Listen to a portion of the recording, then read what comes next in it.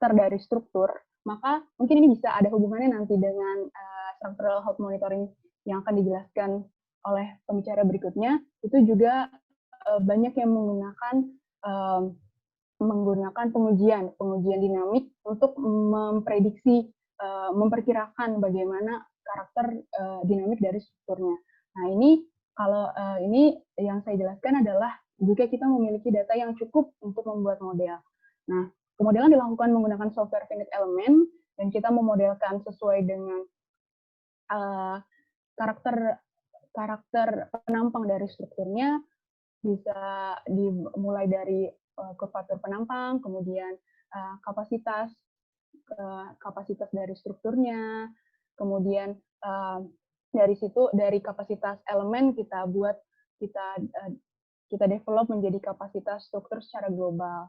Kapasitas struktur secara global ini yang nantinya akan dibandingkan dengan demand atau kebutuhan dari beban gempa yang akan diterima struktur. Dan tentu saja kita tahu kalau untuk mendesain sesuatu yang memiliki kapasitas, kita harus menentukan demand-nya. Tapi karena tadi telah dijelaskan bahwa ternyata seiring dengan perkembangan keilmuan, demand yang kita tahu terkait beban gempa di negara kita khususnya itu terus berkembang. Jadi ada satu daerah yang awalnya rendah sekali koefisien level koefisien beban gempanya, kemudian naik menjadi sangat signifikan. Nah, inilah yang akan dibandingkan dengan kapasitas strukturnya tadi. Nah, demand beban gempa biasanya diambil dari hasil analisis probabilistik seismic hazard. Nah, ini yang sekarang umum dilakukan yaitu probabilistic seismic hazard analysis atau PSHA, di mana kita mendapatkan satu hazard curve atau kurva dari sumber gempa dengan satu rentang periode atau rentang periode tertentu untuk setiap intensity measure level. Kemudian dari kurva ini sebetulnya kurva probabilitas ya dari maksimal 1. Ini adalah kumulatif probabilitas. Kemudian dari kurva ini diturunkan menjadi beberapa probabilitas terjadinya gempa pada setiap tahunnya. Nah, kemudian nilai probabilitas terjadinya gempa pada setiap tahunnya ini digunakan untuk memilih beberapa ground motion yang cukup merepresentasikan kemungkinan level gempa yang akan terjadi. Nah, ini adalah salah satu step setelah analisis sebelumnya. Nah, yang akan saya tampilkan intinya di sini. Jadi ini adalah kumpulan rekaman gempa yang kita pilih dari satu katalog yang ada, tidak harus di Indonesia, bisa katalog global, di mana kita memilih ground motion ini sesuai dengan level gempa yang kita punya atau mendekati. Misalnya untuk di Jakarta itu Jakarta dekat dengan, ini hanya contohnya, Jakarta dekat dengan satu sumber gempa yang memiliki magnitud maksimum misalnya 8. Kemudian jaraknya dari Jakarta ke lokasi sumber gempa adalah sekian.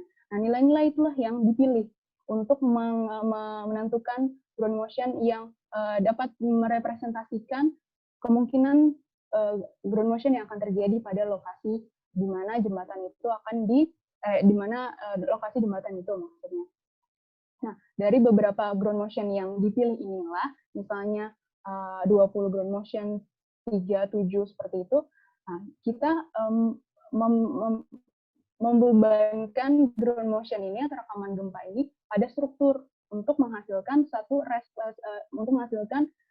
beberapa capture dari respon struktur. Jadi kalau misalnya kita punya 20 ground motion, kita mempunyai 20 bentuk respon struktur terhadap masing-masing ground motion misalnya. Nah, ini yang di sebelah kiri. Di sebelah kiri ini adalah salah satu contoh dari untuk jembatan yang di dalam case tadi ini, jembatan ini memiliki respon struktur sedemikian terhadap 20 beban gempa tadi. Jadi kurva warna abu-abu ini adalah bentuk responnya terhadap beban gempa.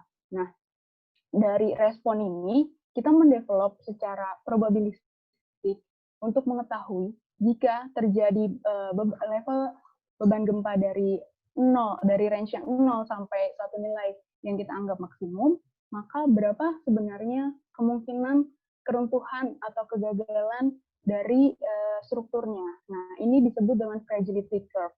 Fragility curve ini digunakan untuk kita mengetahui probabilitas kerusakan struktur yang pada akhirnya ini akan dihubungkan dengan nilai safety ataupun loss expected atau kerugian material atau kerugian fatalities lainnya yang bisa disebabkan dari keruntuhan struktur. Nah, level-level keruntuhannya itu kita yang menentukan berdasarkan damage measure atau level keruntuhan yang signifikan atau yang dapat kita observasi atau yang dapat kita kaitkan dengan suatu nilai yang bisa kita observasi. Nah, ini di sini contohnya ada 4 level kerusakan dan masing-masing level kerusakan ini memiliki probabilitas nilai-nilai probabilitas, dan ini kemudian yang akan di-develop untuk menghasilkan untuk melakukan safety analysis dan loss expected tadi. Nah, ini contohnya untuk safety assessment. Jadi ini singkat aja. Jadi hasilnya itu adalah berupa probability of accidents. Jadi kemungkinan probabilitas terjadinya kerusakan tersebut terlampaui pada satu damage level atau damage state atau damage level. Nah, ini yang dibandingkan nilai-nilai yang didapatkan ini yang dibandingkan dengan berapa nilai yang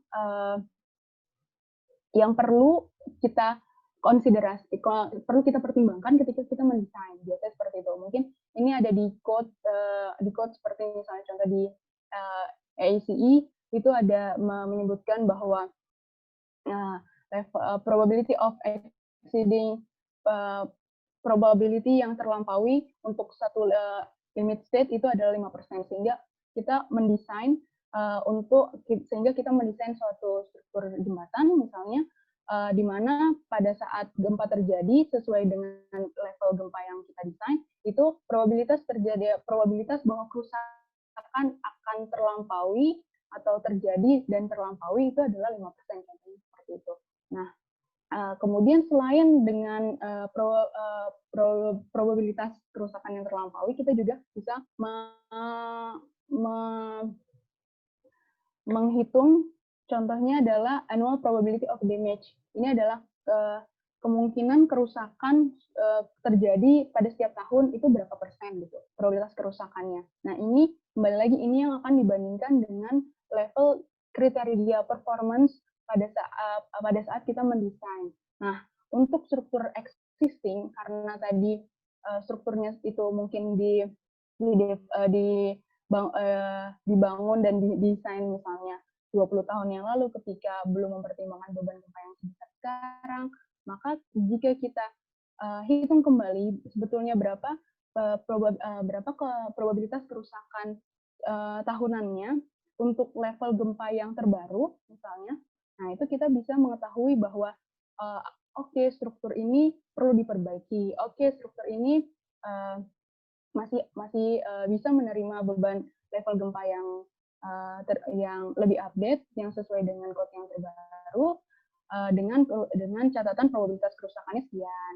Nah, tapi untuk yang terlampaui perlu dilakukan retrofit atau peningkatan performa misalnya seperti itu. Jadi arahnya ke sini safety assessment ini. Kemudian selain safety assessment, pada akhirnya karena untuk menentukan kebijakan apakah kita harus melakukan retrofit atau perbaikan, atau apakah lebih baik untuk membangun jembatan baru di sebelahnya, misalnya contoh nilai investasi itu kan ujung-ujungnya adalah yang penting untuk kita kita untuk menentukan kebijakan, terutama apabila infrastrukturnya ini dimiliki oleh pemerintahan. Jadi melalui perhitungan loss assessment atau kemungkinan kehilangan secara material ataupun non material ini dapat dilakukan dari nilai-nilai angka-angka yang tadi saya jelaskan sebelumnya. Jadi angkanya yang dijelaskan sebelumnya itu rumit, tapi itu bisa dikaitkan dengan nilai rupiahnya misalnya atau dolarnya itu dengan level-level kerusakan, misalnya kerusakan sedang itu kita untuk kerusakan sedang diperlukan satu action berupa perbaikan bla bla bla seperti itu contohnya, bisa perbaikan patching dan lain-lain misalnya. Nah itu nilainya atau kebutuhan cost-nya berapa. Nah itu yang dihitung untuk setiap level kerusakan, mulai dari slight atau ringan, moderate, ekstensif, sampai hingga collapse. Nah, nilai ini yang dibandingkan dengan berapa nilai-nilai ini kemudian dijumlahkan menjadi satu expected annual losses atau yang bisa dijabarkan sebagai kemungkinan setiap tahun kita akan kehilangan berapa rupiah contohnya. Nah, ini nilainya bisa dibandingkan dengan misalnya ada suatu insurance company yang mau menginvestasi yang mau di-subscribe untuk menanggung resiko apabila terjadi kerusakan dengan syarat kita membayar premi sekian. Nah, nilai premi ini yang bisa dibandingkan sebetulnya dengan expected annual loss. Bagaimana benefit and cost analisisnya? Sebetulnya arahnya ke sana. Kembali lagi ke penentuan kebijakan.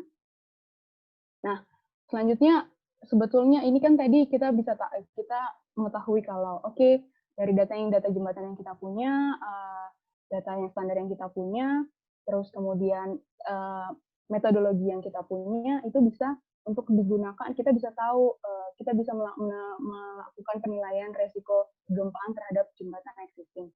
Kemudian dari sini apa sih sebetulnya seperti apa sih kita arahnya membuat seperti apa sih? Nah ini adalah salah satu contoh dari satu teknologi yang sudah di-develop dan menurut sepengetahuan saya ini adalah yang paling terintegrasi ya. Ini adalah di Vancouver, British Columbia Smart Infrastructure Monitoring System yang di-develop oleh Carlos Ventura dan tim. Nah ini mereka arahnya ini adalah menggabungkan structural health monitoring dengan pada akhirnya mungkin secara luas itu adalah seismic risk assessment seperti itu. Nah, ini adalah gambarannya. Jadi di beberapa titik yang hijau-hijau ini adalah lokasi infrastruktur atau gedung atau posisi-posisi sensor gempa yang bisa di download datanya ataupun lokasi-lokasi infrastruktur yang kita mempunyai data strukturnya gitu.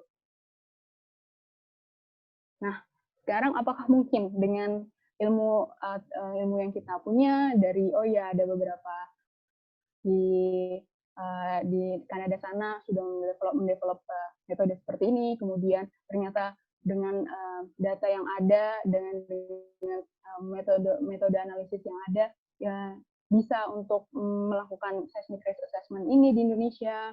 Nah, tapi mungkin ini masih cukup rumit ya, sehingga perlu dilakukan refinement terhadap metodologi yang tadi saya jelaskan ini agar menjadi lebih mudah untuk diterapkan, tidak cuma untuk satu jembatan, tapi banyak sekali jembatan dalam satu network atau jaringan jalan.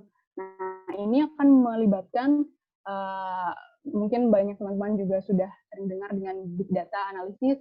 Nah, ini akan sangat membantu dengan database system, kemudian dengan advanced structural analysis infrastruktur kayak misalnya komputer yang cukup untuk melakukan analisis dan sebagainya. Kemudian selain itu untuk jembatan yang panjang, yang benangnya panjang, atau jembatan yang tipenya sama, seperti misalnya jembatan simply supported beam, kemudian jembatan pelengkung, gitu. Semuanya dikategorikan dalam satu kelas yang sama, dan karakternya diobservasi, dilakukan sensitivity analysis, kemudian dilakukan probabilistic analysis, sehingga untuk kita bisa mungkin mendevelop satu metode yang dapat memprediksikan dengan lebih sederhana. Nah, ini hanya gambaran saja. Mungkin Indonesian Bridge Risk Assessment System akan memiliki metodologi yang seperti ini. Nah, ini adalah salah satu contoh apa sih yang output seperti apa sih yang diharapkan dari satu sistem ini. Itu adalah misalnya ada satu gempa yang ada satu sumber gempa yang diidentifikasi. Nah, ini menjadi satu perhatian khusus misalnya di Jakarta, gempa magnitudo 8, contohnya ini adalah skenario. Kemudian jika terjadi gempa magnitudo 8, kemudian titik-titik ini adalah salah satu contoh posisi jembatan di jaringan jalan kita. Nah, ini adalah resiko probability kerusakan yang mungkin diprediksi terjadi pada struktur-struktur jembatan di jaringan jalan kita. Nah, ini nilai-nilainya ini pada akhirnya akan ditranslasi atau dituangkan untuk menentukan kebijakan dalam bentuk rupiah atau dolar, ujung-ujungnya duit. Seperti itu. Nah, demikian dari saya. Ini sedikit ada quote yang menurut saya cukup merepresentasikan mengenai topik ini. Building a culture of prevention is not easy, while the cost of prevention have to be paid in the present. Its benefits lie in the distant future. Moreover, the benefits are not tangible. They are the disaster that did not happen. Demikian dari saya. Terima kasih. Oke, terima kasih Ibu Mutiara, super sekali, luar biasa, sangat dalam ya. Kita sudah di kolom komentar sudah memiliki 3 pertanyaan untuk Ibu Mutiara. Tapi mungkin kita hold dulu ya, kita hold dulu sesi Q&A setelah narasumber yang kedua. Nah, narasumber kita yang kedua ini adalah Bapak Irwanda Lauri yang menempuh S1-nya di Institut Teknologi Bandung, kemudian melanjutkan masternya di Bauhaus Universitas Weimar, Jerman, kemudian melanjutkan PhD di École Polytechnique Fédérale de Lausanne, Swiss, yang sekarang berkarir sebagai associate professor dan dosen di Fakultas School of Engineering Universitas Warwick. Beliau akan membawakan topik yang berjudul Structure Health Monitoring, mungkin khusus di jembatan juga atau general structure, kita lihat saja. Ya, waktu dan tempat kita berikan kepada Bapak Irwanda Lauri. Baik, terima kasih banyak Pak Moderator. Ini saya langsung aja share screen-nya. Oke.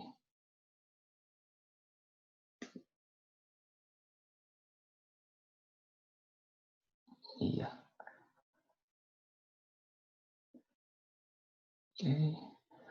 Oke, baik. Selamat malam teman-teman semuanya. Kembali lagi kepada Bapak Moderator, dan juga tidak lupa terima kasih kepada FIB atas kesempatan yang diberikan.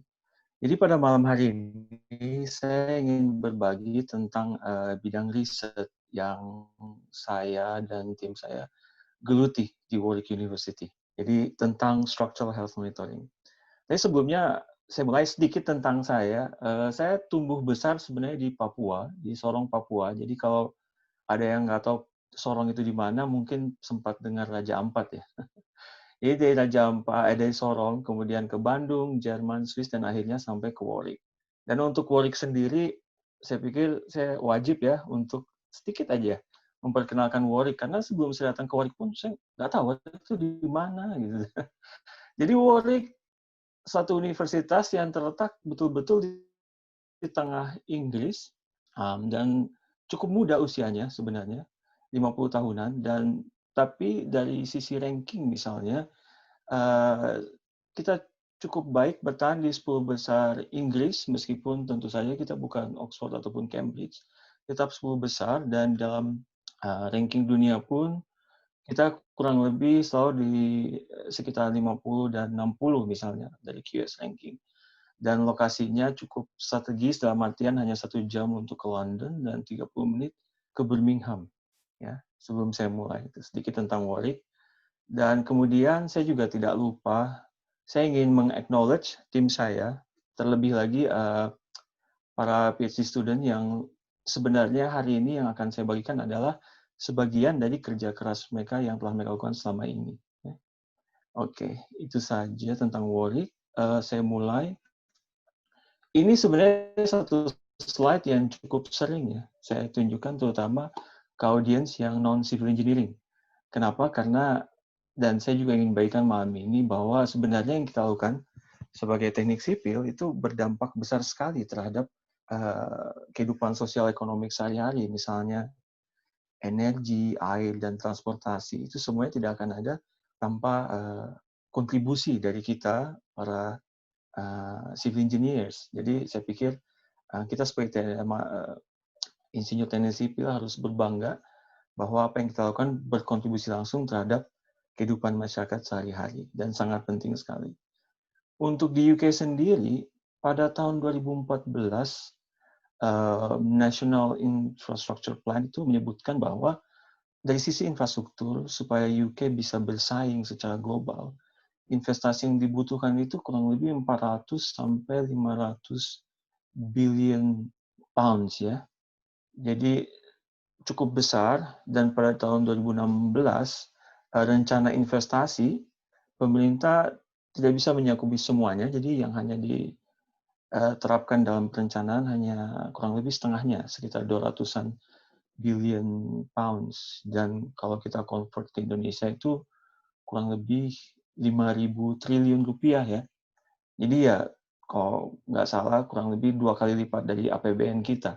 Jadi cukup besar karena kita sadar bahwa infrastruktur memegang peranan penting terhadap perkembangan dan kehidupan kita sehari-hari. Dan kalau kita lihat hampir 50% di sini, 88 billion adalah di sisi transportasi. Dan tentu saja di dalamnya ada jembatan juga. Nah, kalau kita isu di negara berkembang seperti Inggris, misalnya, kebanyakan atau sebagian besar isu itu adalah aging infrastructures atau struktur-struktur atau infrastruktur yang sudah lanjut usianya, melewati masa layannya. Misalnya ada 100.000 lebih jembatan-jembatan di Inggris yang sudah cukup tua, contohnya Tower Bridge di London, dan juga tentu saja kalau teman-teman di London, underground atau subway-nya sebenarnya terowongan yang ada itu udah 100 tahun lebih. Ya tentu saja saya pribadi misalnya kalau naik subway di London underground, kadang-kadang ada rasa was-was juga, ini apakah terowongan ini aman atau tidak gitu. Karena bayangkan udah 100 tahun lebih dan pembangunan di atasnya bebannya terus berkembang dan terus bertambah. Jadi banyak isu di negara-negara berkembang termasuk Inggris yaitu tentang aging infrastructure. Dan kalau kita ke Amerika, ini ada infrastructure report card yang dipublish oleh ASCE, American Society of Civil Engineers, yaitu kita bisa visit website-nya, di sana banyak sekali contoh, dan terutama saya sering sebutkan di kuliah, bagus untuk non-civil engineer ya. Ada satu contoh di mana infrastruktur bisa mempengaruhi harga-harga barang misalnya. Dan kalau kita fokus ke jembatan, dari laporan tahun 2017 ini, terlihat bahwa hampir 10% jembatan di Amerika, di USA itu structurally deficient. Ya. Dan itu kalau kita lihat dari sisi jumlahnya, ada 56.000 lebih. jembatan yang structurally deficient di Amerika. Jadi ini masalah yang cukup serius yang harus diadres oleh kita semua. Dan ini di Amerika, datanya dipublish. Terkadang saya berpikir, bahkan di Inggris pun kita tidak, kalau nggak salah saya belum menemukan ya, data tentang infrastruktur yang secara gamblang dibuka seperti ini.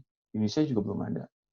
Banyak yang memotivasi structural health monitoring, terutama di jembatan. Misalnya yang kita pernah dengar di I-35W Bridge di Amerika yang roboh, Millennium Bridge yang wobbly di Inggris tahun 2000 yang lalu, dan tentu saja sepanjang pengetahuan saya atau yang sempat saya ingat, yang salah satu yang pertama kali terjadi di Indonesia jembatan roboh yang terpublish atau di media adalah jembatan Kertanegara di Kalimantan ya. Dan bukan cuma itu, kalau misalnya yang lebih update lagi, yang lebih terakhir misalnya tahun 2018 robohnya jembatan di Genoa, Italia. Dan tahun lalu kita semua tahu jembatan yang roboh di Taiwan, dan baru-baru saja di Italia kembali sebuah jembatan roboh. Ini termasuk.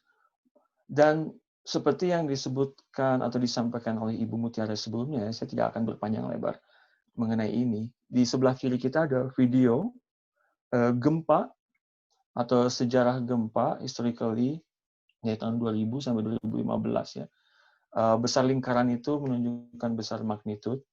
Jadi kalau di Indonesia mungkin isunya bukan aging infrastructure, tapi hazard ya. Sesuatu yang menjadi concern untuk kita semua, terutama seperti yang kita lihat Ring of Fire ini dari video di sebelah kiri itu. Nah, dengan itu semua, bagaimana sih structural monitoring ini bisa membantu?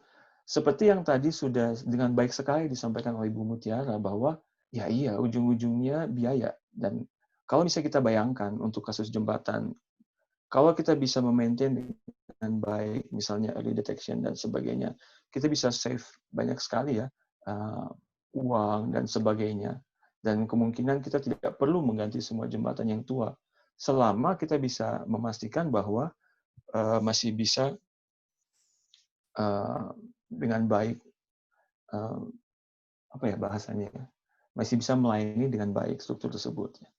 Nah, jadi structural monitoring itu apa sih? Nah, ini sebenarnya termasuk salah satu bentuk structural health monitoring.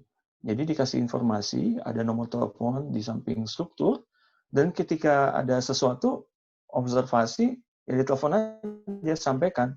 Nah, ini bentuk structural health monitoring sebenarnya. Dan juga contoh lain yang saya suka sampaikan, misalnya ini melalui sosial media. Ini tahun kapan ya? 2014 apa? Adalah pembangunan skywalk di Ciamplas.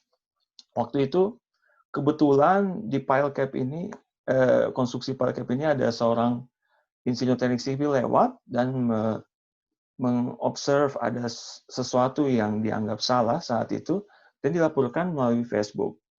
Jadi ya ini termasuk bentuk dari structural health monitoring sebenarnya oleh individu-individu. Tentu saja kita tidak bisa mengharapkan ada seseorang yang bisa seorang engineer untuk berdiri di samping struktur 24/7, itu tentu saja tidak mungkin.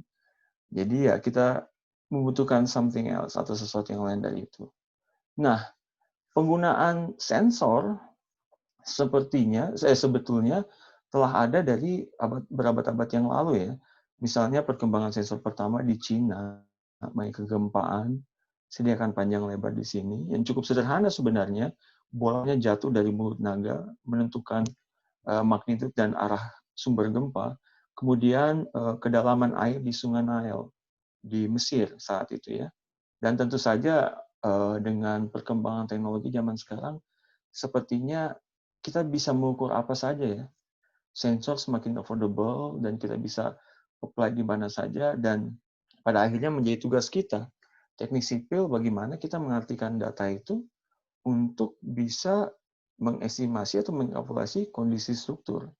Nah, sebagai contoh misalnya jembatan Suramadu.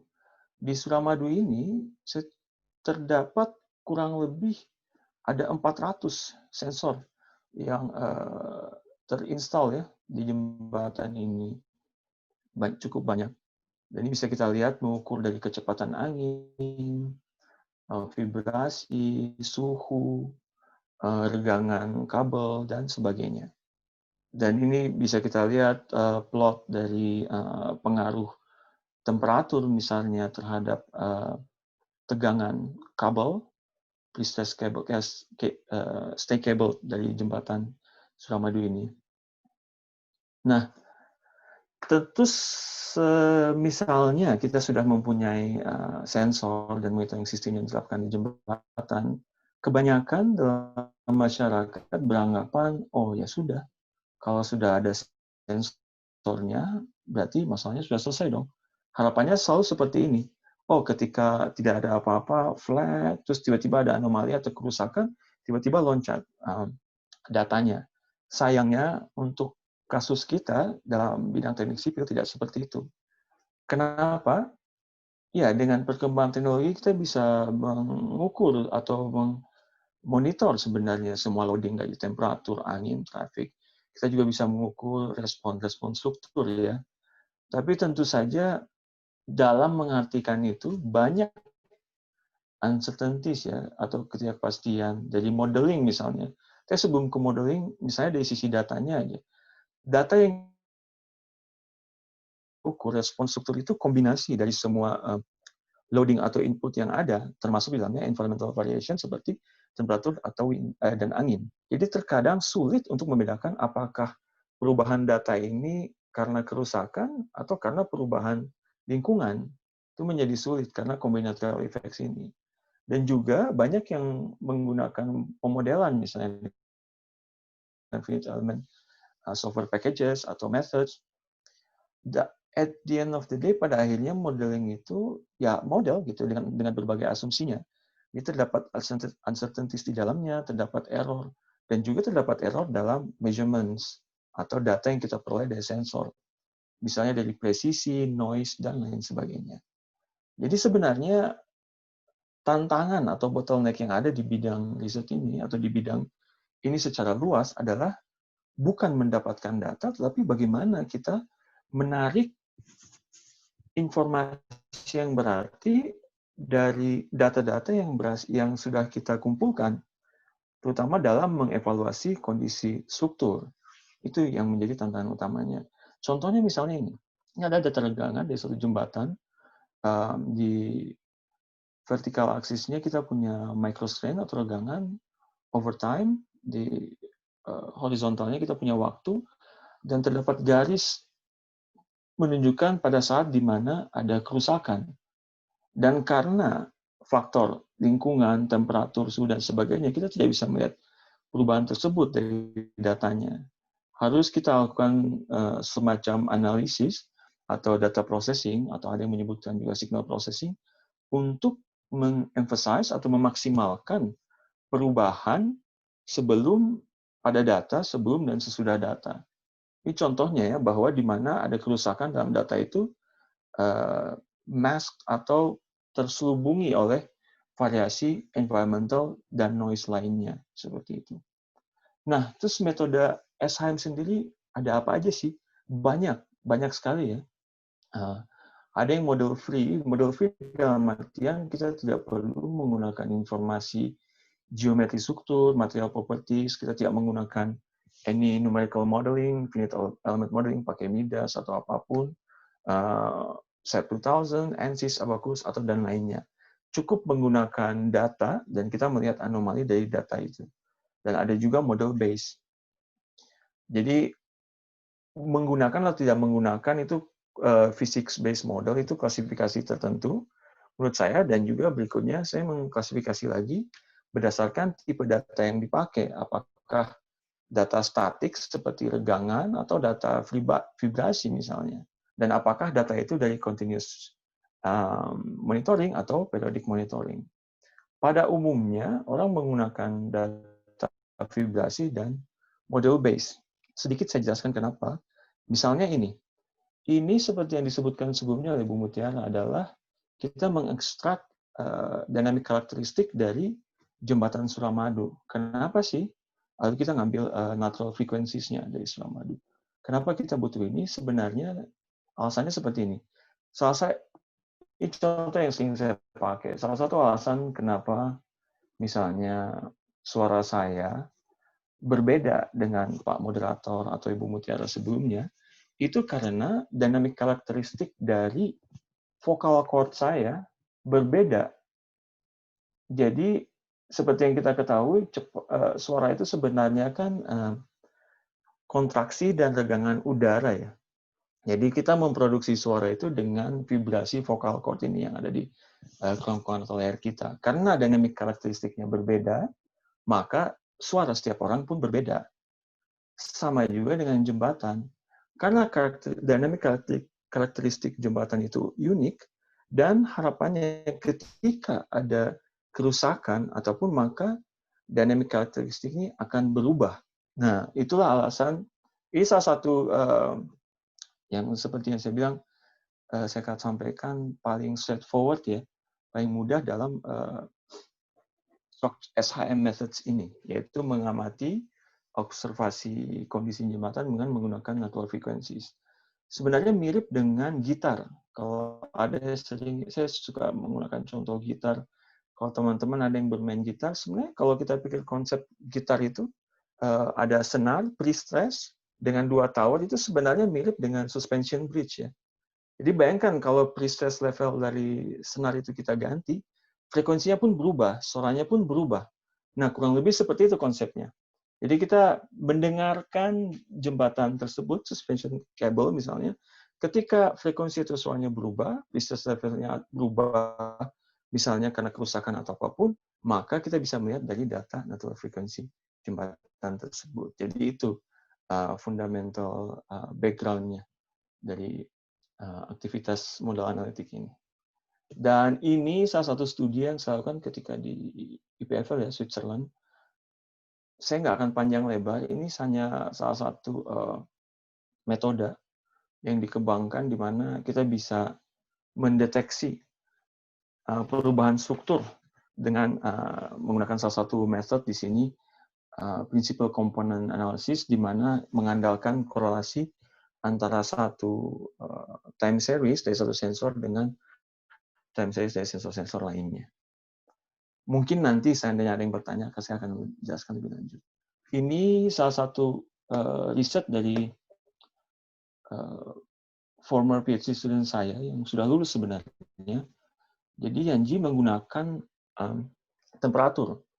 Kenapa sih yang digunakan temperatur? Idenya adalah bahwa load sebenarnya tes yang paling straightforward untuk jembatan adalah load test ya. Ketika kita tahu load testnya itu load-nya berapa, dan kita tahu betul strukturnya, geometri, material properties lain, kita bisa modelkan. Kita bisa modelkan juga load-nya, kita bisa hitung. Ketika ada diskrepensi antara modeling dan data yang di lapangan, maka kemungkinan ada kerusakan. Nah, sederhananya seperti itu. Tapi tentu saja drawback-nya atau kekurangannya, kita harus meng-cut traffic. Dalam artian jembatannya harus ditutup. Itu kan kalau kita konversikan dalam aktivitas ekonomi dan lainnya, sebenarnya kembali lagi ada dampak ekonomisnya ya di situ. Jadi kenapa temperatur? Temperatur itu ada sepanjang hari dan sepanjang bulan dan tahun. Dan tentu saja temperatur bisa diukur. Jadi idenya adalah kenapa kita tidak menggunakan temperatur sebagai load, bukan load test. Jadi tidak perlu lagi menutup jembatan. Jadi seperti itu sih idenya dalam penelitian ini. Penelitian berikutnya dari PhD student yang lain, ini tentang uncertainties atau ketidakpastian yang terjadi ketika kita melakukan structural identification atau membandingkan antara model dan data yang kita peroleh. Ya, tentu saja sumbernya bisa macam-macam ya, uncertainty seperti yang disebutkan, asumsi-asumsi yang digunakan, dan juga presisi dari sensor, noise, dan lain sebagainya. Di sini, studi ini mengembangkan atau meneliti, oke, boleh kita punya diskrepensi, tapi selama kita tahu punya informasi yang baik tentang diskrepensinya, atau errornya, disebut di sini discrepancy function, kita juga bisa mempunyai kemampuan untuk mengevaluasi parameter strukturnya atau struktur identification tersebut dengan baik. selama kita tahu juga discrepancy function-nya atau error-nya tersebut. Ini pendekatannya probabilistik ya. Dan kemudian ini contoh ya dengan cenderung suramadu, pemodelan dilakukan itu menggunakan SAP 2000 waktu itu.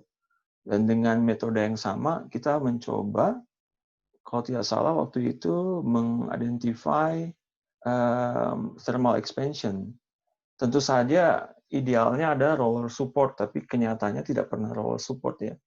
Selalu ada semacam sedikit stiffness di situ, di thermal expansion tersebut. Iya. Dan ini salah satu yang dilakukan oleh PhD student yang lain, Mas Arya, yaitu klasifikasi jembatan menggunakan AI. Jadi bayangkan selama ini visual inspection atau evaluasi struktur itu terbatas untuk para ahli. Jadi hanya bisa dilakukan oleh expert, civil engineers, dan lain sebagainya. Idenya di sini adalah bagaimana kalau kita menggunakan AI, jadi orang siapapun bisa dengan cepat mendapatkan informasi tentang struktur tersebut hanya dengan menggunakan gambar misalnya. Jadi studi ini dengan menggunakan gambar kita bisa mendapatkan load capacity dari jembatannya hanya dengan gambar tanpa informasi apapun. Nah, ini dimungkinkan karena atau ada data yang cukup untuk bisa membangun model matematiknya. Jadi di Amerika itu FHWA punya database semua jembatan dengan ID-nya, lokasinya. Kita juga punya design load dan load rating-nya. Semacam result dari visual inspection-nya mereka. Dan juga database ini kita gabungkan dengan web scraping atau kita mengambil gambar-gambar dari internet ya. Bisa dari kayak dari Flickr, Instagram, dan lain-lainnya, di mana gambar jembatan itu geotag-nya, sama Mas Arya di web scraping, database ini digabungkan, dan di-training untuk convolutional neural network-nya, untuk AI-nya. Jadi pengguna berikutnya hanya dengan input gambar saja akan mendapatkan design load dari jembatan. Fungsinya apa? Misalnya ada mau pawai atau karnaval, terus organizer, oh ini jembatan ini bisa nggak sih dilewatin oleh truk tronton yang besar misalnya, seperti itu. Cukup, atau misalnya, oh militer bisa nggak sih tank melewati jembatan ini. Tapi kan tidak mungkin, oh saya harus mendatangkan seorang teknik sipil untuk evaluasi desain load capacity-nya misalnya. Nah ini untuk mempermudah seperti itu. Ya, kurang lebih itu ya, yang sebagian dari riset yang dilakukan oleh tim saya. Ini slide terakhir, slide yang sering sekali saya gunakan sebagai penutup ya, untuk dalam memperkenalkan SIM ini di berbagai kesempatan. Nah, ini saya ingin bertanya kepada teman-teman semuanya, untuk mobil. Nah, untuk mobil modern, misalnya, ya anggaplah Toyota Kijang atau apapun, bukan yang tua-tua sekali ya, kira-kira ada berapa sensor di dalamnya? Kalau seandainya, coba kita bayangkan. Kurang lebih bervariasi, jawaban yang saya terima di berbagai kesempatan, ada yang cukup pesimistik mengatakan 5, 10, ada yang overly pesimistik 200, 300, kita tidak tahu ya. Tapi tentu saja ini mobil normal ya, bukan misalnya yang high-end seperti yang Mercedes, Ferrari, atau high-end, itu mungkin lebih lagi. Ini yang mobil kita pakai sehari-hari misalnya, masyarakat pada umumnya. Nah, sensor yang ada di mobil seperti itu, cost-nya di sini dalam pound sterling ya, tapi kalau di Indonesia kan pun kurang lebih misalnya mobil baru ini ya taruhlah 200-300 jutaan, dan sensor yang ada itu banyak sekali, ada sampai, dan ini sebenarnya hanya fraction dari, kalau kita bisa apply sebanyak ini untuk sensor, kenapa kita tidak bisa mengapply untuk infrastruktur kita yang lainnya? Karena itu pesan terakhir dari presentasi saya, terima kasih untuk semuanya, dan juga kita harus perlu invest lebih banyak lagi untuk infrastruktur monitoring. Terima kasih banyak, saya kembalikan kepada Pak Moderator.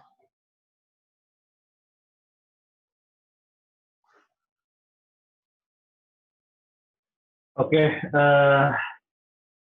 ya terima kasih Pak Irwanda Lauri atas presentasinya sangat luar biasa, yang sangat membuka pikiran lah. Saya pribadi, saya juga di jembatan, konsultan jembatan di Indonesia, tapi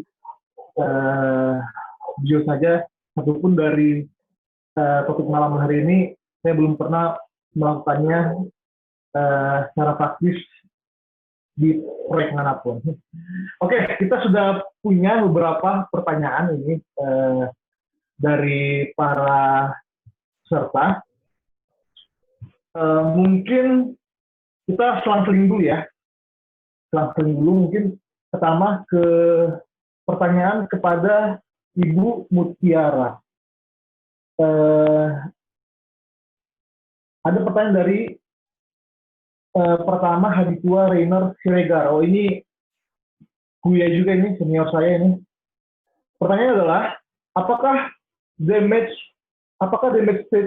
skenario akan sama untuk setiap jembatan? Studi seperti apa yang dilakukan untuk menetapkan damage skenario pada jembatan? Terima kasih. Mungkin mau dijawab lebih dulu ya oleh Ibu Mutiara. Oke, mungkin saya coba jawab untuk terkait dengan damage skenario ini untuk setiap jembatan, artinya maksudnya adalah untuk setiap jembatan ya, jembatan tipe apapun itu apakah sama, itu tidak.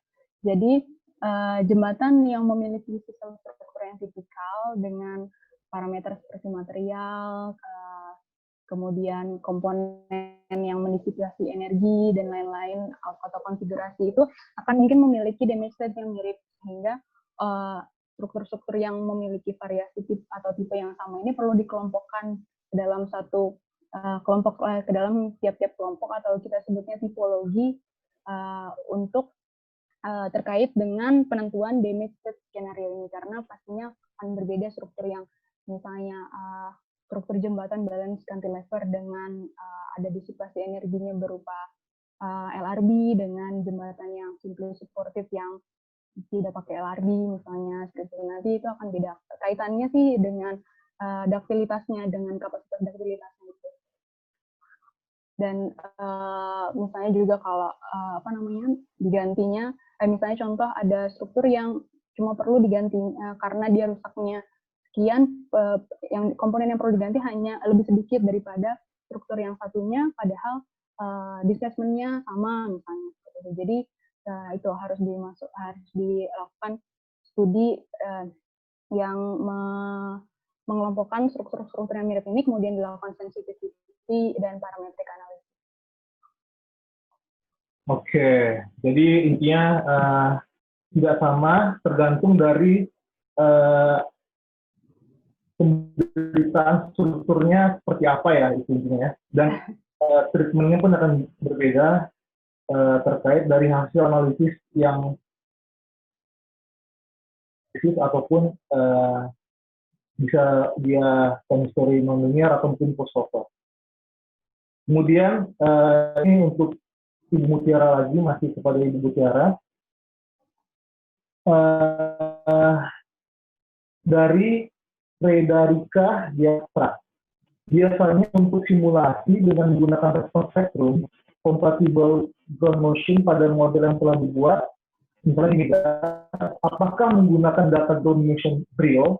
Kalau misalnya data ground motion yang ada untuk wilayah tertentu terbatas, bagaimana? Terima kasih. Untuk pemilihan atau ground motion selection ini memang disarankan untuk menggunakan data yang real. Nah, tapi data yang real ini memang tidak di semua tempat ada record datanya gitu kan. Tapi kita bisa mengambil data yang dengan data yang dihasilkan atau direkord dari sumber gempa yang memiliki karakter yang mirip dengan sumber gempa yang kita tinjau. Misalnya kita meninjau satu lokasi di mana sumber gempa yang paling berpengaruh atau kontribusinya itu sangat besar itu adalah megatrust dengan jarak dari titik lokasi ke jembatan, misalnya contoh ke lokasi sumber gempa itu adalah 50 km. Nah, itu kemudian kita bisa mengambil data dari katalog yang banyak dikumpulkan oleh beberapa badan itu dengan karakter yang mirip, yaitu misalnya megatrust dengan magnitudo sekian, magnitudo yang magnitudo dari sumber gempanya, kemudian jaraknya gitu. Jadi dari data itulah dikumpulkan. Jadi tidak perlu dari misalnya di Jakarta, data yang direkod di Jakarta juga tidak perlu. Tapi sangat disarankan untuk menggunakan ground motion data yang real. Karena karakter frekuensi dan lain-lainnya pasti berbeda dengan yang sintetis. Iya, ya. Bahkan mungkin boleh juga menggunakan data dari luar negeri ya, misalnya dari file Centro atau Kobe. Boleh, ya. boleh asalkan fitting ya, proses fitting terhadap target sektor mungkin seperti itu. Iya. Iya. Oke, ini masih kepada Ibu Mutiara. Apakah pada jembatan juga dibagi menjadi force control dan deformation control seperti pada asesmen dan PBD gedung? Jadi saya agak kurang paham maksud pertanyaannya. Yang force control ini maksudnya ketika mengakses performanya itu dikontrol dari sisi force atau hanya deformasi saja? Mungkin begitu kali ya yang saya paham dari iya, mungkin kira-kira seperti itu. Yang saya tangkap juga seperti itu ya. Ya,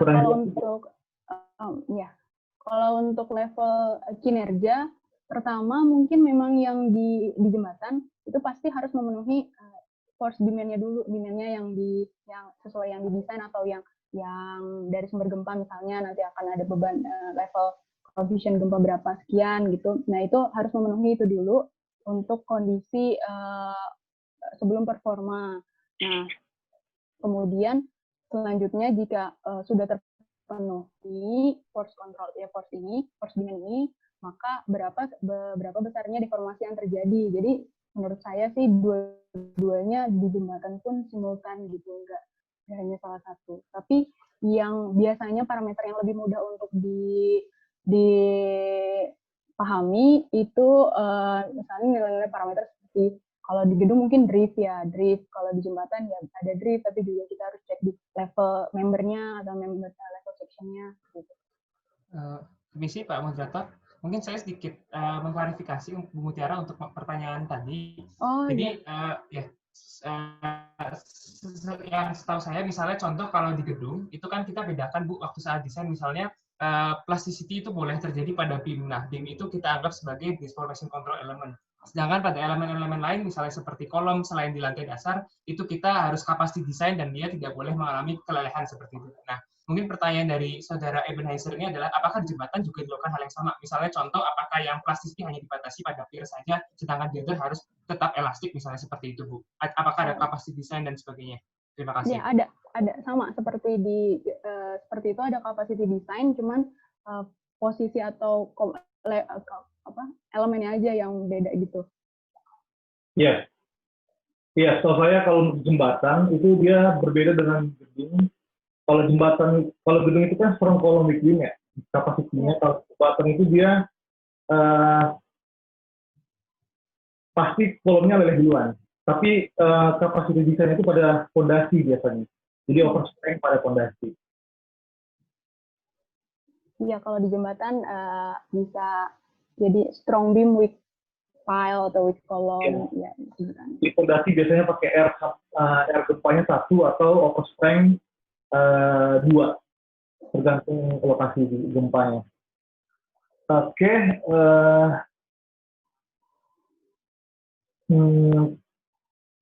ada tambahan minimal jumlah ground motion untuk analisis incremental dynamic analysis itu adalah berapa kira-kira? Ya, Bu Mutiara ya. Sejauh yang saya tahu dari beberapa teman-teman saya juga yang melakukan riset itu nilai-nilai yang lebih stabil, maksudnya hasil analisis incremental dynamic analysis yang lebih stabil dan reliable itu jika kita menggunakan lebih dari 7 set ground motion. Tidak setuju. Oke. Nah, ini pertanyaan selanjutnya untuk kedua narasumber dari Albert. Berdasarkan pengalaman narasumber, metode perbaikan atau perbuatan seperti apa yang biasanya dilakukan apabila setelah dilakukan pengecekan jembatan atau pembangunan yang sudah tidak layak untuk menahan gaya gempa. Terima kasih. Jadi metode retrofitnya itu kira-kira yang paling sering dilakukan apa sih sebenarnya untuk jembatan mungkin ya? Ya, untuk jembatan dan atau bangunan gitu. Dari Pak Irwanda dulu mungkin atau? Kayaknya Bu Mutiara aja deh, karena saya jujur saya nggak punya banyak pengalaman ya di retrofitting terkait kegempaan. Oh iya, kalau Tapi misalnya, ya sepengetahuan saya memang banyak sih pendekatannya, mau kalau dari sisi riset ada yang misalnya bangunan kolom pun yang diselimutin pakai FRP, ya, FRP. dan lain-lain. Banyak, mungkin Bu Mutiara bisa ngejelasin. Sebetulnya intinya pada saat sejauh yang saya pahami, intinya untuk metode perbaikan atau perkuatan pada struktur yang dimaksudkan untuk menahan beban gempa itu adalah pada komponen-komponen yang dimaksudkan untuk mendisipasi energi gempanya. Misalnya seperti di kolom ada pada lokasi sendi-plastisnya yang direncanakan, atau pada misalnya ataupun pada lokasi-lokasi di mana untuk menjamin capacity protective design tadi, seperti yang tadi punya pertanyaan kedua ya tadi ketiga sebelumnya. Nah itu metodenya bisa pakai, ada yang seperti yang Pak Irwanda bilang tadi, ada FRP, ada juga yang penambahan penampang, section penampang misalnya. Jadi di kalau misalnya mungkin ada yang di daerah Jakarta pernah memperhatikan gitu, ada jembatan-jembatan yang sudah cukup lama pier-nya itu langsing sekali. Itu banyak di daerah Jalan Raya Bekasi ke Jalan Tol Cawang, di bawah-bawahnya itu di retrofit dengan menambahkan penampangnya gitu. Jadi di tulangannya ditambahkan lagi di luarnya. Atau ada juga dengan menambahkan bracing atau bracing dari pada posisi joinnya misalnya, seperti itu. Ya, yang saya tangkap pada intinya kalau ada super resisting yang gagal itu, perkuatan itu apakah gempanya mau kita tahan semua atau mau kita rilis gitu ya. Kalau tahan semua ya kita perkuat sampai dia mampu, atau kita pisahkan dia dari tanah ya. Bisa juga dengan menambahkan nilai dampingnya, nilai redamannya. Kalau di jembatan, kalau di gedung biasanya base isolation itu sering dilakukan, tapi di jembatan itu cukup jarang karena jembatan itu pada umumnya tidak cuma single pilar, jadi tidak mungkin menggunakan sistem base isolation, tapi biasanya untuk jembatan dilakukan peningkatan kapasitas struktur atau peningkatan nilai damping untuk menurunkan besarnya beban gempa yang masuk. Oke, pertanyaan selanjutnya dari Saun Laksana kepada Pak Irwanda. Untuk UK, salah satu problem utama yang mereka hadapi adalah growing di tendon dalam post-tension bridge. Banyak sekali ditemukan kondisi di mana semestinya growth melindungi tendon dari korosi tidak mencakup seluruh panjang tendon. Untuk Pak Irwanda sendiri, apakah ada SHM approach untuk mengecek tingkat korosi di tendon untuk distress? Atau mungkin ada metodologi lain untuk mengetahui apakah tension capacity dari tendon tersebut akan berkurang?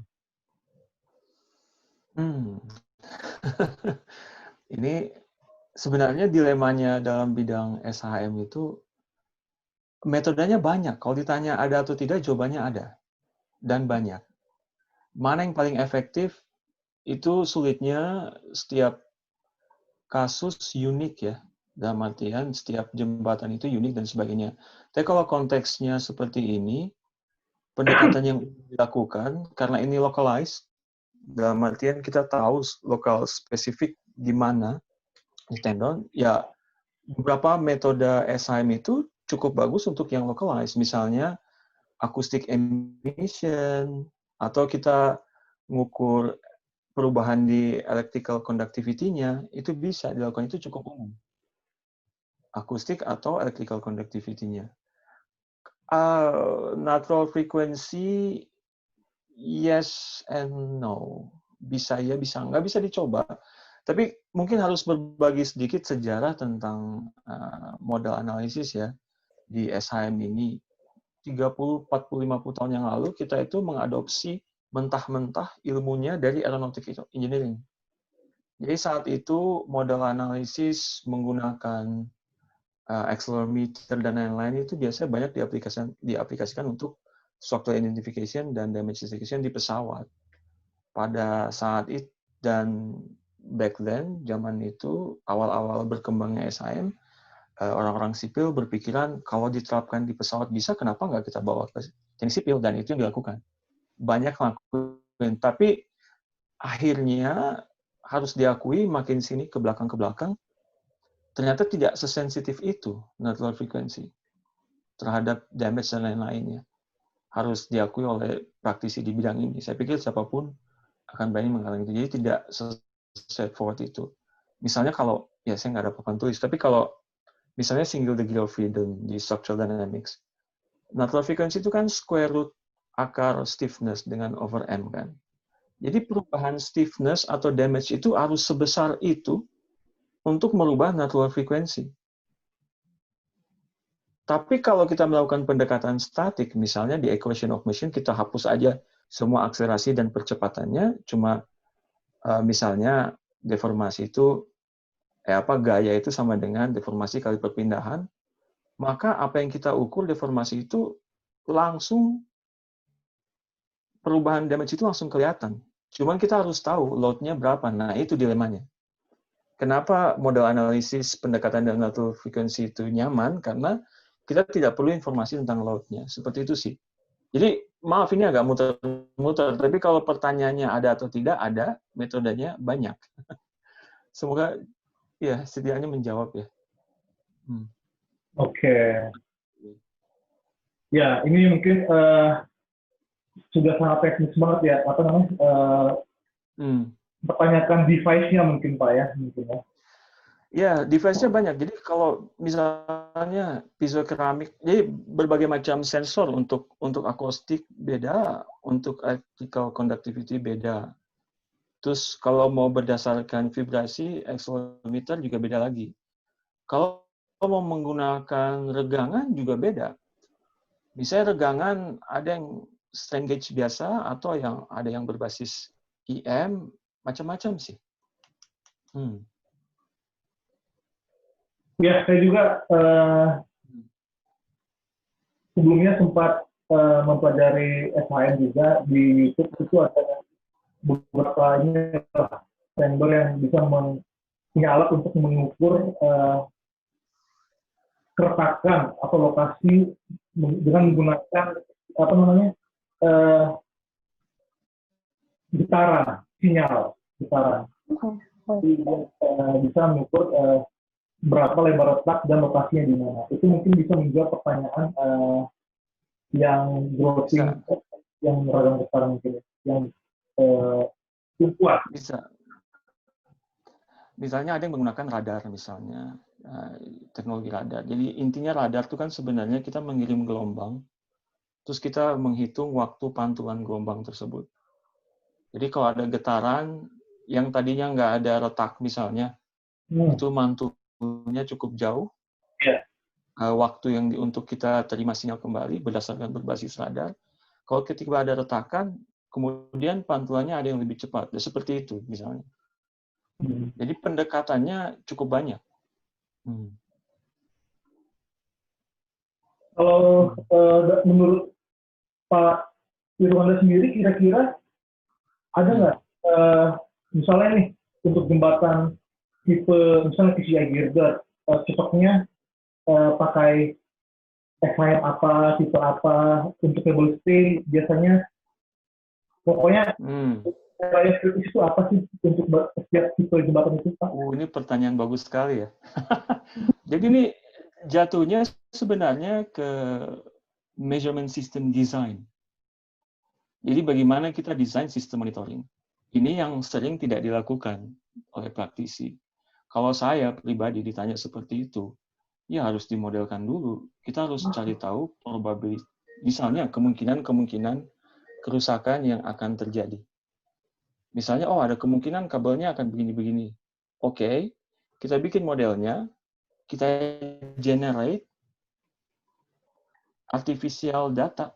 Sekarang kan canggih sebenarnya. Kalau punya uang untuk melakukan beli sensor dan lain-lain, sebenarnya punya uang dong untuk bikin modelnya. Terus kita taruh load-nya, kita modelkan juga load-nya, kita generate artificial response, software response-nya, terus kita bisa kira-kira respons mana yang paling sensitif terhadap kerusakan yang pengen di-address. Idealnya seperti itu. Dan begitu juga terhadap lokasi.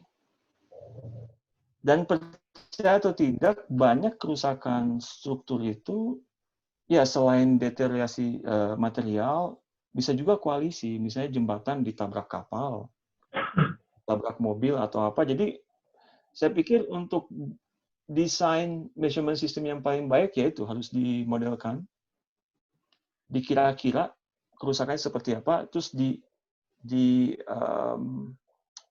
disimulasi metode-metode mana yang paling baik. Seperti itu sih.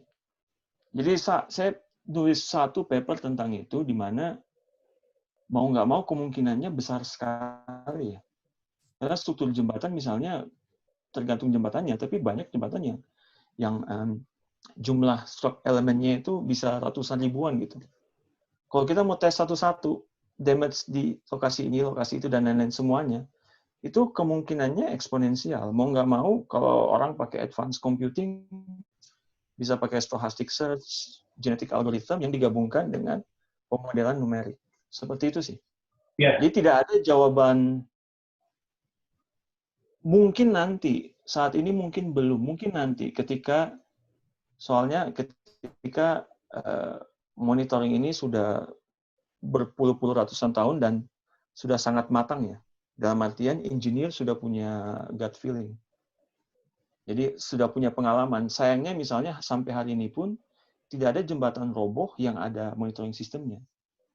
Jadi sulit membuktikan bahwa satu metode ini pasti berhasil. Tidak ada. Karena tidak pernah teruji. Semuanya diuji berdasarkan simulasi dan lab. Simulasi dan lab ya semua bisa diatur di situ. Jadi ya. Iya. Mohon maaf saya orangnya agak pesimis, bukan pesimis, tapi saya apa? Ya. Jadi yang saya katakan semakin banyak device yang dipasang akan semakin baik. Dan belum tentu. Belum tentu Pak ya. Karena ada teori. Jadi teman saya waktu kemarin PhD jadi makanya semua itu harus disimulasikan dan diuji sebelum dipasang. Karena kebanyakan informasi, kalau informasinya itu redundan, dalam artian tidak memberi dampak positif, itu akan menambah dampak negatif dalam artian menambah uncertainty dan noise. Dan itu diberikan oleh teman PhD yang di kantor sebelah gitu. Jadi dalam artian tesisnya dia tentang itu, bahwa ada saturation point namanya, di mana kalau kita menambah jumlah sensor, bukannya menaikkan performa, malah menurunkan.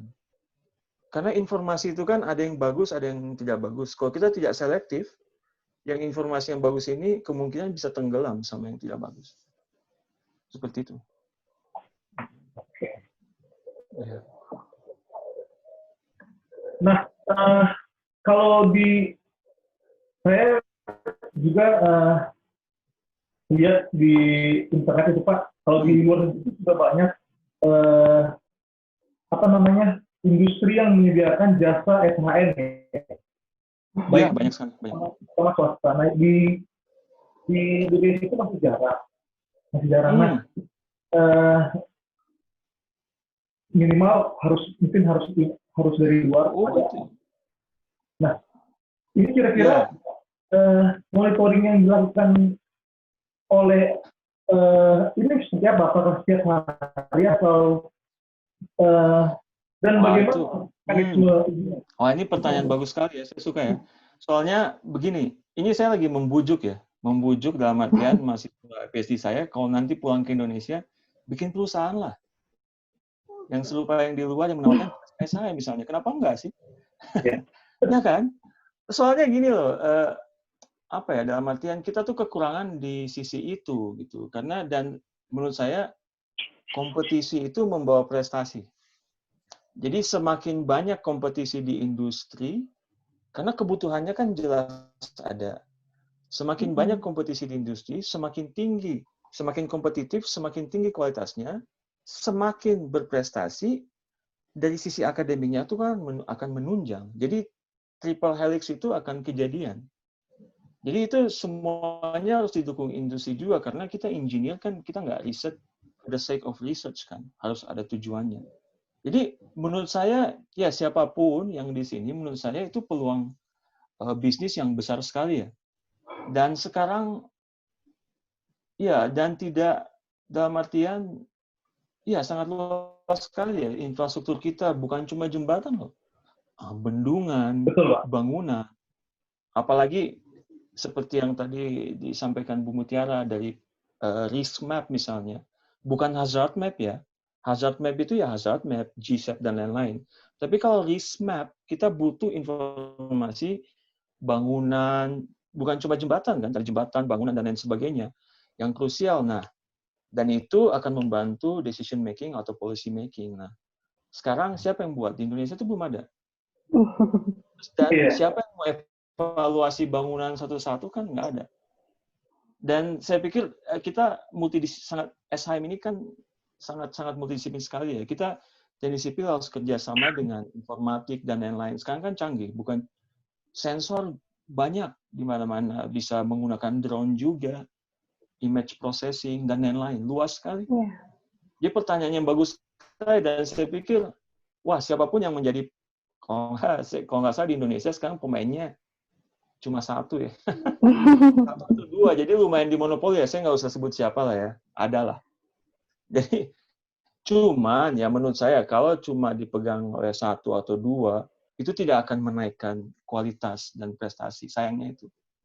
Ya.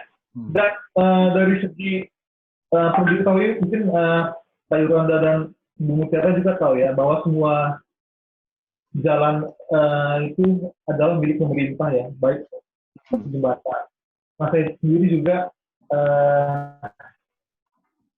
sebagai konsultan itu jarang sekali melihat ada paket-paket untuk melakukan paket misalnya pemasangan SHM, itu jarang sekali, Pak. Biasanya yang saya lihat itu mungkin asesmen aja, kayak asesmen pun sampai level ekonomi seperti itu. Mungkin levelnya sampai tingkat kelayakannya seperti apa, apakah perlu diperkuat atau seperti apa, belum sampai ke rupiah. Kalau tadi yang disampaikan oleh Bu Mutiara itu mungkin levelnya lebih tinggi lagi sampai ke rupiahnya ya, bukan hanya saja. Nah, jadi dari ownernya sendiri, mungkin dari pemerintah sendiri, saya lihat mungkin kesadaran SHM ini belum tinggi, Pak ya. Mungkin hanya untuk struktur yang wah saja, seperti Suramadu atau mungkin jembatan Merah Putih. Iya, sepanjang yang saya tahu dari PU ya, kalau ngobrol-ngobrol dengan PU, iya, hanya khusus untuk jembatan bentang panjang ya. Tapi itu pun jumlahnya sebenarnya cukup lumayan ya, 80 lebih, 100 lebih kalau nggak salah, yang direncanakan akan ada SHM-nya. Cuma, dan saya pikir ini yang untuk situasi sekarang ada di Indonesia misalnya, kalau misalnya tidak ingin bermain di menginstalnya, dianalisanya aja, karena sampai hari ini pun sedikit sekali yang mohon maaf, yang menyediakan jasa untuk menganalisa datanya dan lain-lain. Karena untuk memasang sensor ya tinggal beli ke manufacturer, ke pabrik, tinggal beli dan pasang. Tapi kan sebenarnya ya itu dia seperti yang disampaikan, masalah tidak selesai di situ. Ketika kita pasang sensor bukan berarti di situ. Percuma. Ya harus ada yang mengolahnya dan memonitor dan memberikan kesimpulan tingkat keamanannya seperti apa kan. Iya. Nah, Dan juga monitoring Pak Heri itu Mangara, tidak terbatas untuk. bolehkah saya ikut menyampaikan pendapat? Silakan Pak. Saya bukan moderator tapi. Ya, terima kasih. Nama saya Senot Sangaji. Saya kenal baik dengan, saya susah kalau menyebutnya sebagai Bu Mutiara, tapi mungkin saya menyebutnya sebagai Mbak Mutiara begitu ya. Tapi ke Pak Irwanda saya sebut saja Pak Irwanda. Terima kasih. Irwanda juga nggak apa-apa. Baik. Ya. Saya tertarik dengan beberapa hal yang tadi disampaikan oleh Pak Irwanda dan juga Bu Mutiara. Satu hal saya start dari Pak Irwanda yang tadi disampaikan bahwa kita bisa saja memasang SHMS di semua ini karena soal device kita udah advance, kita tinggal pasang begitu, dan saat ini juga berbagai macam device bisa kita buat.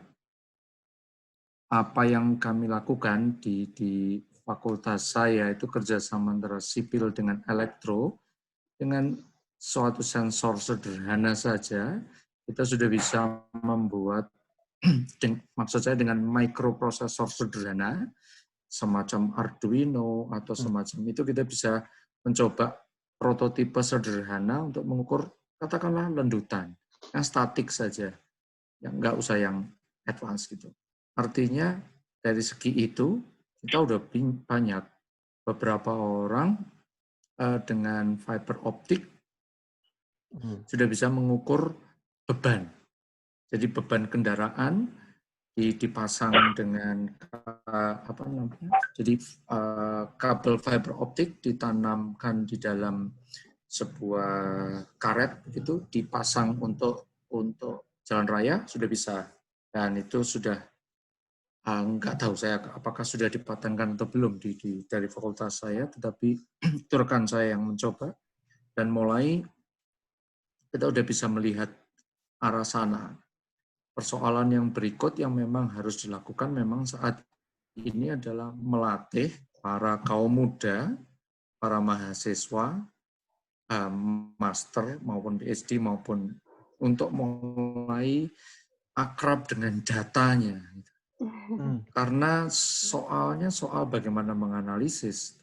Tetapi saya juga pernah menyampaikan ke tim KKJTJ, kita itu juga agak kurang gimana ya, kurang begitu percaya kali ya dengan teman sendiri begitu. Suramadu itu kan saya juga ikut berkontribusi sedikit soal interaksi angin di sana waktu saya melakukan sebagai independent checker. Saya tahu sedikit banyak soal di sana, tetapi ketika saya mencoba menanyakan, bolehkah data-data dari sana, data-data apa namanya, sensor-sensor itu diambil atau dibagikan kepada semua orang, lalu dicoba dengan berbagai macam pendekatan, analisis dan sebagainya, dibuatlah sebuah report begitu. Tetapi ternyata KKJTJ, wah kalau soal data kita tidak punya ini. Demikian juga Jembatan Merah Putih. Kalau boleh enggak ya? Karena ya tentu saja kalau soal data disebarkan sebagai open data begitu, lalu kemudian semua orang melakukan analisis, tentu saja akan banyak input, akan banyak pemikiran, akan banyak masukan. Nah tentu saja keputusan dari situ, policy making-nya, decision making-nya bukan wewenang mereka yang melakukan analisis, tapi wewenangnya authority. Demikian juga kalau di jembatan Golden Gate. Golden Gate, kalau kita masuk ke goldengate.gov, kita bisa ambil loh kalau nggak salah Kita tinggal ambil datanya dan kemudian melakukan analisis. Demikian rupa kita sudah bisa belajar memberikan pendapat atas analisis ini. Dan ini membantu kita seluruh seluruh komunitas teknik sipil ngeroyok datanya gitu loh. Sehingga bisa kalau pinter-pinter bareng gitu, bisa memberikan kontribusi nyata berarti itu. Dan ini memberikan menurut saya memberikan nilai positif. Tapi lagi-lagi ya kalau soal data, hampir semua di lembaga kita seolah-olah data itu logam mulia yang tidak boleh dibagikan, tidak boleh seolah-olah harus di-keep sendiri dan sebagainya. Itu rahasia negara dan sebagainya. Ya oke lah. Mungkin aku mau nambahin, Pak. Iya. Ini waktu maaf, apakah ini boleh diskusi berbagai macam arah? Karena kalau tidak, kita menyalahi aturan. Mungkin kita open discuss setelah pertanyaannya. Oke, baik. Maaf, jadi saya. Ya, soalnya kita sudah punya banyak pertanyaan di situ. Setelah pertanyaan jawab semua, mungkin kita boleh open discuss, Pak ya. Siap, baik. Terima kasih. Ya, terima kasih Pak Henol. Ada pertanyaan selanjutnya untuk Ibu Mutiara dari Ida Ahraf. Apakah kita sudah memiliki database building stock information terkait vulnerability yang dapat diakses oleh publik? Kalau di Indonesia, sejauh yang saya tahu, saya belum pernah lihat barangnya gitu ya. Tapi untuk misalnya mau belajar masalah vulnerability ini, setahu saya ada badan internasional, contohnya kayak Global Earthquake Model atau GEM. Ini dia yang mereka memang misinya mengumpulkan building stock information, kemudian dikelompokkan dan dipelajari vulnerability-nya itu. Studinya sama, setahu saya mereka punya ada satu modul maksudnya program yang ringan itu isinya fragility curve the building yang bentuknya seperti apa. Salah satunya jembatan juga gitu. Contohnya di GEM. Oke.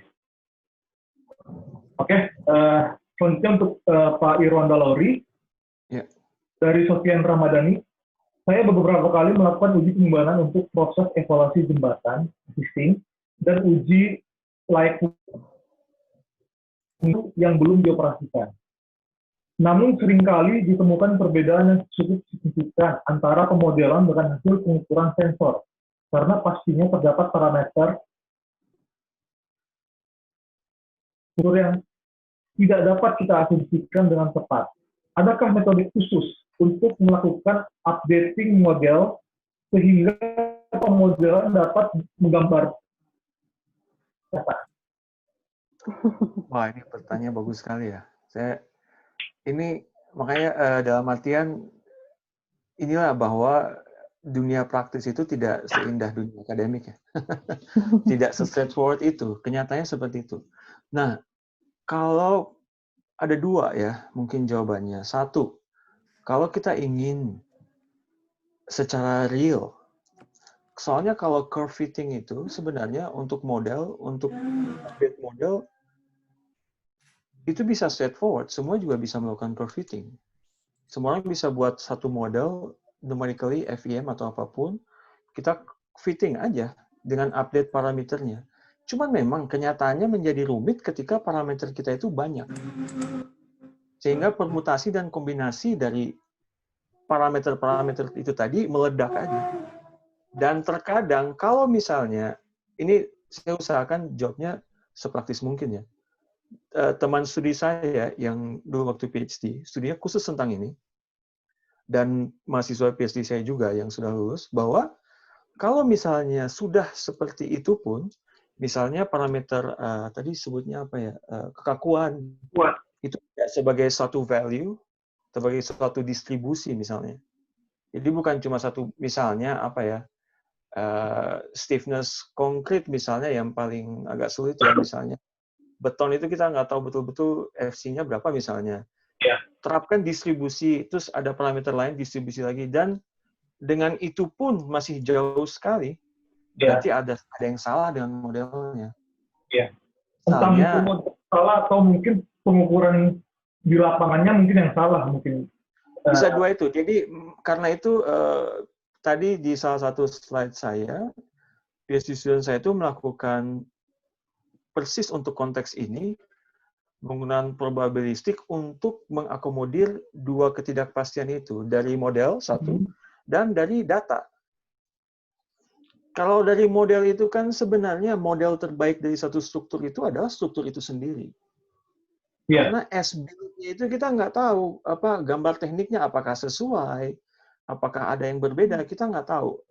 Yang hanya kita bisa lakukan adalah mencoba-coba, bisa kita coba-coba trial and error-nya deterministically, semua kemungkinan kita coba, diubah satu persatu parameter geometrinya dan lain-lain, tentu saja itu tidak visible, atau kita bisa melakukan pendekatan probabilistik, misalnya dengan genetic algorithm, stochastic search, atau lain-lain, Bayesian dan sebagainya. Jadi, kalau mau saya jawab pertanyaannya, ada pendekatannya dengan tadi itu, probabilistik kita mengakomodir semua ketidakpastian, atau kalaupun tidak probabilistik, kita itu probabilistik juga akhirnya, kalau kita parameternya distribusi ya.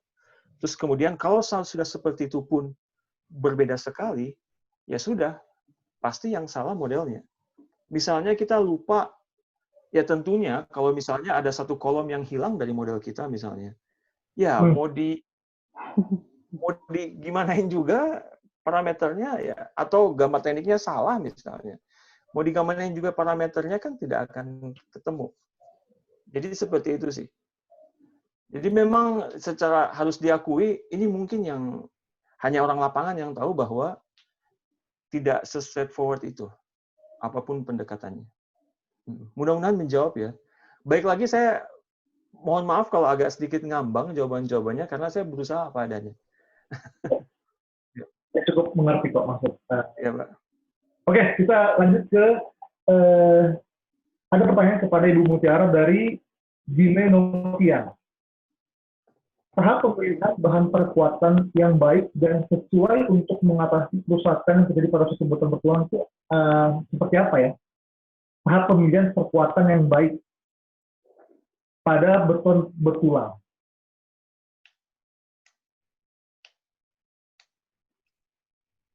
Ini untuk mungkin maksudnya bukan mengatasi kerusakan, tapi memperkuat mungkin ya, maksudnya ya. Karena kan yang dibahas oleh Ibu Mutiara tadi adalah probability of failure.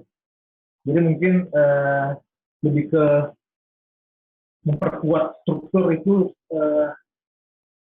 bahan apa yang baik. Mungkin seperti itu. Halo, Bu Mutiara?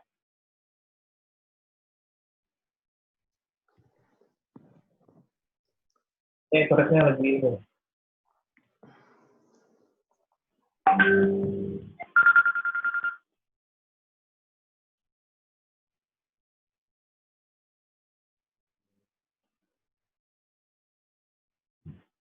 Nah, kita mungkin skip dulu ya ke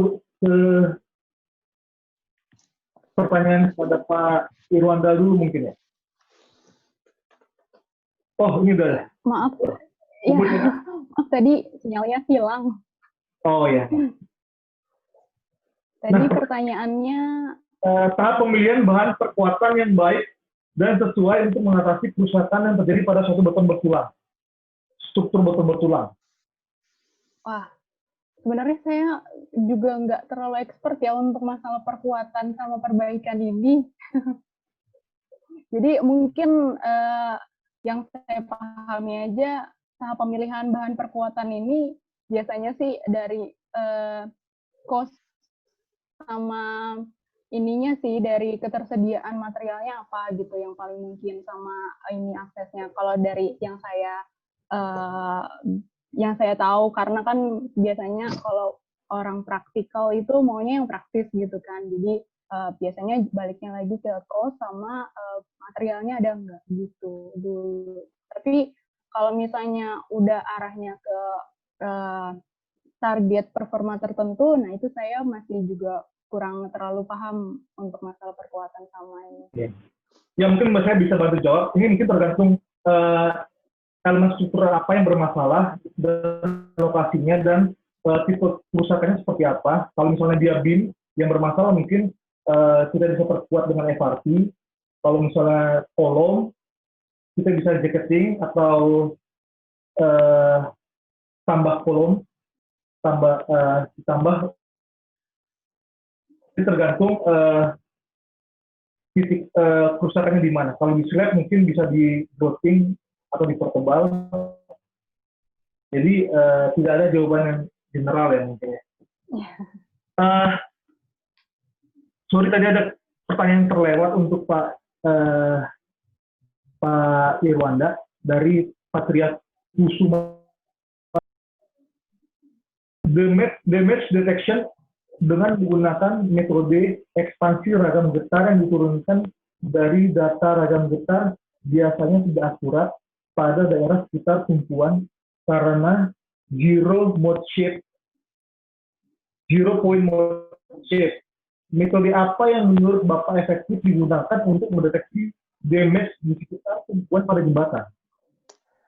Oke, nah untuk ini sebenarnya in general kalau untuk modal analisis atau experimental model analysis, selalu kita jangan dianjurkan menaruh sensor di tempat yang tidak bergetar. Atau kita sebut nodal point ya.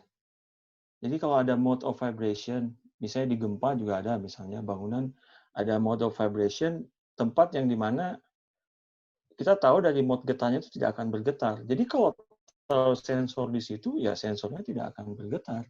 Atau mungkin sensornya yang berfungsi lain Pak ya, misalnya mau mengukur keretakan gitu mungkin ya. Enggak, kalau keretakan tumpuan ya bisa ya balik lagi metode. Kalau kita tahu lokasinya, natural frequency itu enaknya atau keuntungannya adalah dia global ya. Jadi dynamic karakteristik dari struktur itu global untuk satu struktur. Tidak spesifik untuk lokasi manapun, untuk seluruh jembatan. Kalau kita tahu daerahnya, misalnya di tumpuan atau di mana, nah kita bisa banyak melakukan sensor-sensor yang lebih nggak harus getaran. Jadi balik lagi, di SIM itu ada baiknya, saya selalu ngasih contoh seperti sabun ya. Ada sabun muka, ada sampo, ada untuk badan. Jadi ada bermacam-macam kegunaannya. Kalau untuk tumpuan, kalau kita misalnya tahu, misalnya contoh yang kemarin yang lumayan dekat tuh jembatan lengkung yang katanya terpanjang Kuningan LRT itu ya. Itu kan di konstruksinya itu kan dipasang sensor. Salah satunya teman saya yang kerja dengan Pak Jody ya. Jadi itu dipasang sensor karena pembangunannya balance cantilever seperti itu. Dan khawatir makanya ditaruh stand sensor legangan di kolomnya karena akan seperti itu ya. Balance cantilevernya. Jadi ya, unbalance-nya seperti itu. Jadi balik lagi, kalau kita tahu lokasinya di mana, kita bisa pilih sensor mana yang lebih dekat dan address di situ. Saya kalau misalnya udah tahu di tumpuan, kerusakannya akan di tumpuan dan lain-lain, ya apakah tumpuan akan merubah natural frequency, itu pertanyaan besar. Bisa iya, bisa nggak, tergantung strukturnya. Baik, jadi pada intinya pemasangan tipe sensor dan lokasi yang tepat itu memang kemampuan dari si perencana atau engineer struktur agar mendapatkan ini Pak ya. Kalau niatnya untuk mendapatkan natural frequency, jangan taruh di tumpuan. Ya, oke. Oke, kita lanjut. Masih kepada Bapak Irwanda dari David Simon. Tadi ada ditampilkan grafik natural frekuensi. Sepengetahuan saya, ini dipakai untuk mengetahui modulus elasticity dari suatu material. Tadi kalau saya tidak salah tangkap, bisa untuk mengetahui kerusakan pada struktur ya. Apa yang dilakukan selanjutnya setelah mendapatkan grafik tersebut supaya bisa diketahui kerusakan struktur? Ya, jadi kita kan melakukan model analisis mendapatkan dynamic karakteristik itu tidak sekali ya. Intinya sebenarnya kita baiknya melakukannya itu continuous supaya kita punya time history di mana asumsi bahwa strukturnya tidak dalam kerusakan. Misalnya berapa frekuensinya, misalnya 1,7 Hz atau berapa gitu, suatu struktur. Kita tahu, oh kurang lebih 1,7 Hz atau 2 Hz, seperti itu. Mode yang keberapa terserah. Mode vibrasi yang keberapa. Nah, tiba-tiba suatu saat frekuensinya berubah untuk mode tersebut gitu. Mode vibrasi itu menjadi 2,5 misalnya. Oh, berarti kita sudah mulai, oh, apakah ada kerusakan struktur? Karena belum tentu pasti kerusakan struktur. Temperatur pun bisa merubah natural frequency. Karena kan temperatur merubah pre-stress level di kabel misalnya. Temperatur merubah, kalau bentang panjang, merubah geometri. Yeah. Geometri merubah dynamic karakteristik juga. Nah. Jadi pertanyaannya, bagaimana caranya menggunakan modal parameter, salah satunya natural frequency, untuk mendeteksi kerusakan struktur adalah mengukurnya secara kontinu. Jadi kita bisa tahu bahwa kondisi A, asumsi tidak rusak, angkanya sekian. Ya, bahwa berubah,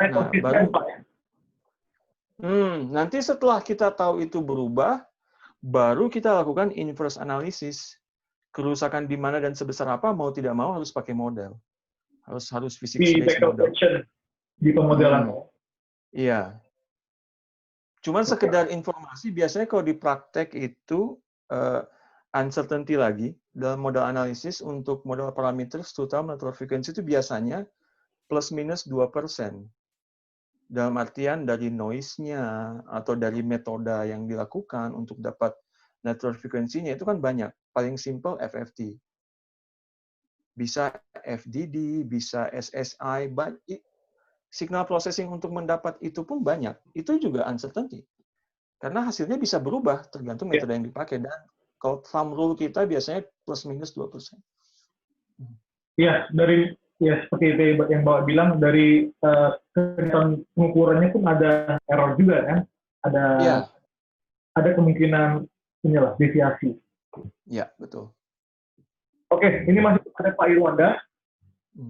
Untuk infrastruktur tunnel, sensor dan parameter apa yang tepat untuk memonitor integritas struktur, seperti yang dilakukan di London Tool? Apakah monitoring suhu digunakan juga untuk mengetahui kesehatan struktur, atau bila ada crack, deformasi berlebih pada dinding tunnel? Tunnel nih Pak, kira-kira SHM apa yang paling cocok nih Pak? Wow, berat menjawabnya karena satu, saya bukan expert tunnel ya. Tapi setahu saya yang banyak dilakukan oleh tim di Cambridge adalah yang paling banyak sensor digunakan di tunnel itu sebenarnya bukan karena paling baik. Kalau saya menduganya karena paling enak oleh orang sipil untuk diinterpret atau diartikan tuh banyak dipasang regangan, strain sensor di tunnel lining-nya. Jadi itu berarti bisanya dipasang pada ini Pak ya, dinding bagian bawah ya, flat bawahnya berarti ya, pengukurannya. Atas dong. Karena di atas dong, karena beban kan dari atas. Kalau liningnya kan beban paling besar di atas, bakal ini dong. Tapi kan ada tunnel. Iya, dari tunnel, tapi sebenarnya tunnel secara itu tidak murni harus atas ke bawah sih. Tapi baik lagi modelingnya.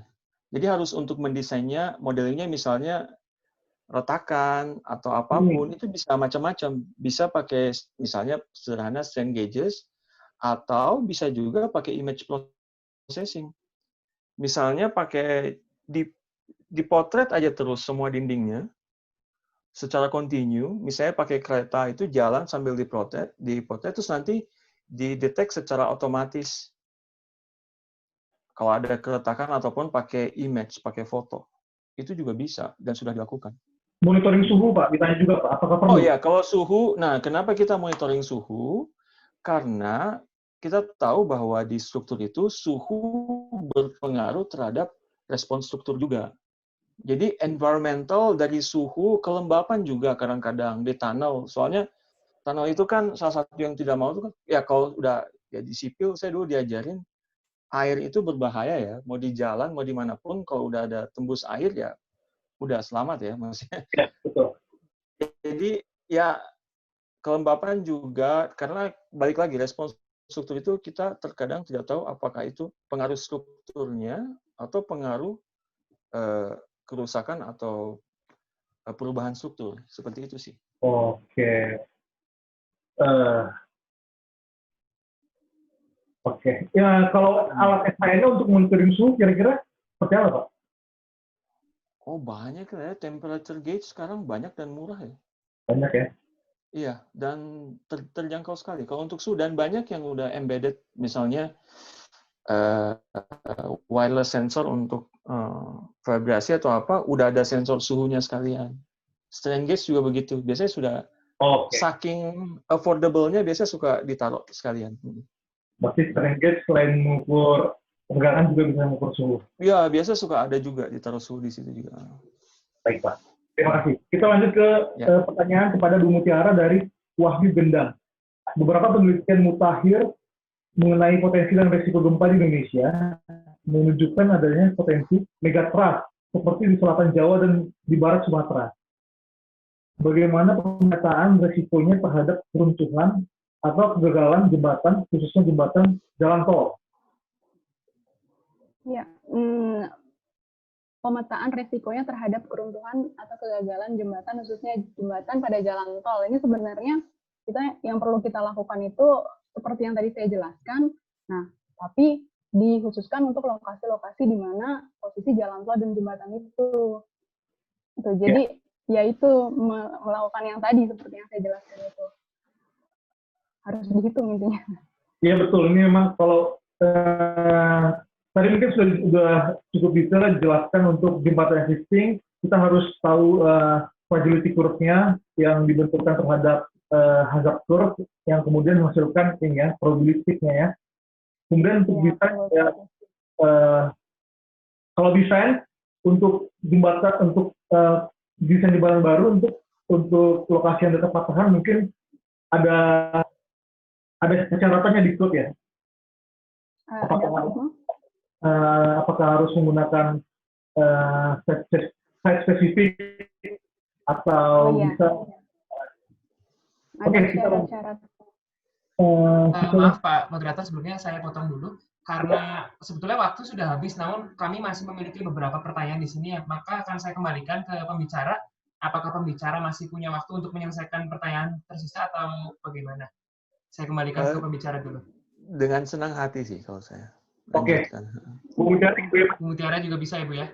Iya bisa. Oke, tolong sebelumnya pertanyaan jangan ditambah lagi, ini udah saya tutup ya. Kita habiskan pertanyaan yang masih tersisa. Ya, saya kembalikan ke Pak Moderator. Terima kasih. Ini dari Citra, ini tidak ditujukan ke siapa, tapi dari pertanyaannya sepertinya kepada Bu Mutiara.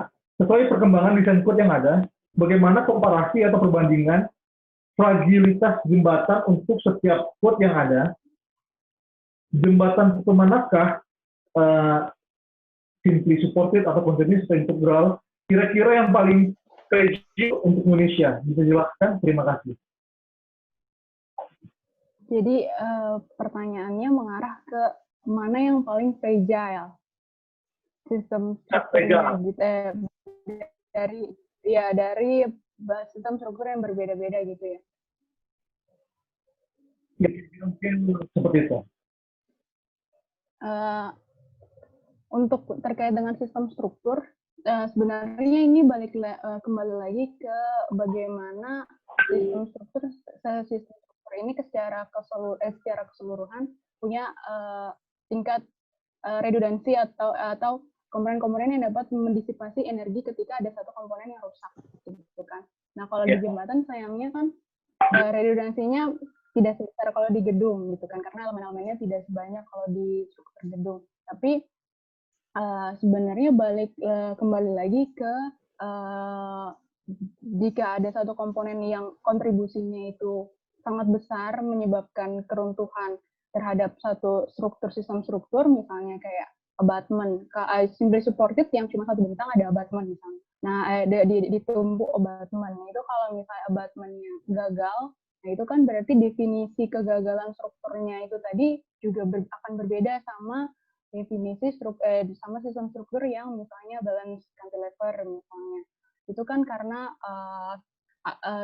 determinasi tadi damage skenario-nya itu yang berbeda, sehingga itu yang akan menentukan nanti mana yang lebih fragile gitu tadi sebetulnya. Jadi nggak bisa dijawab secara sederhana sih yang pertanyaan ini gitu. Ya, benar-benar harus dilakukan analisis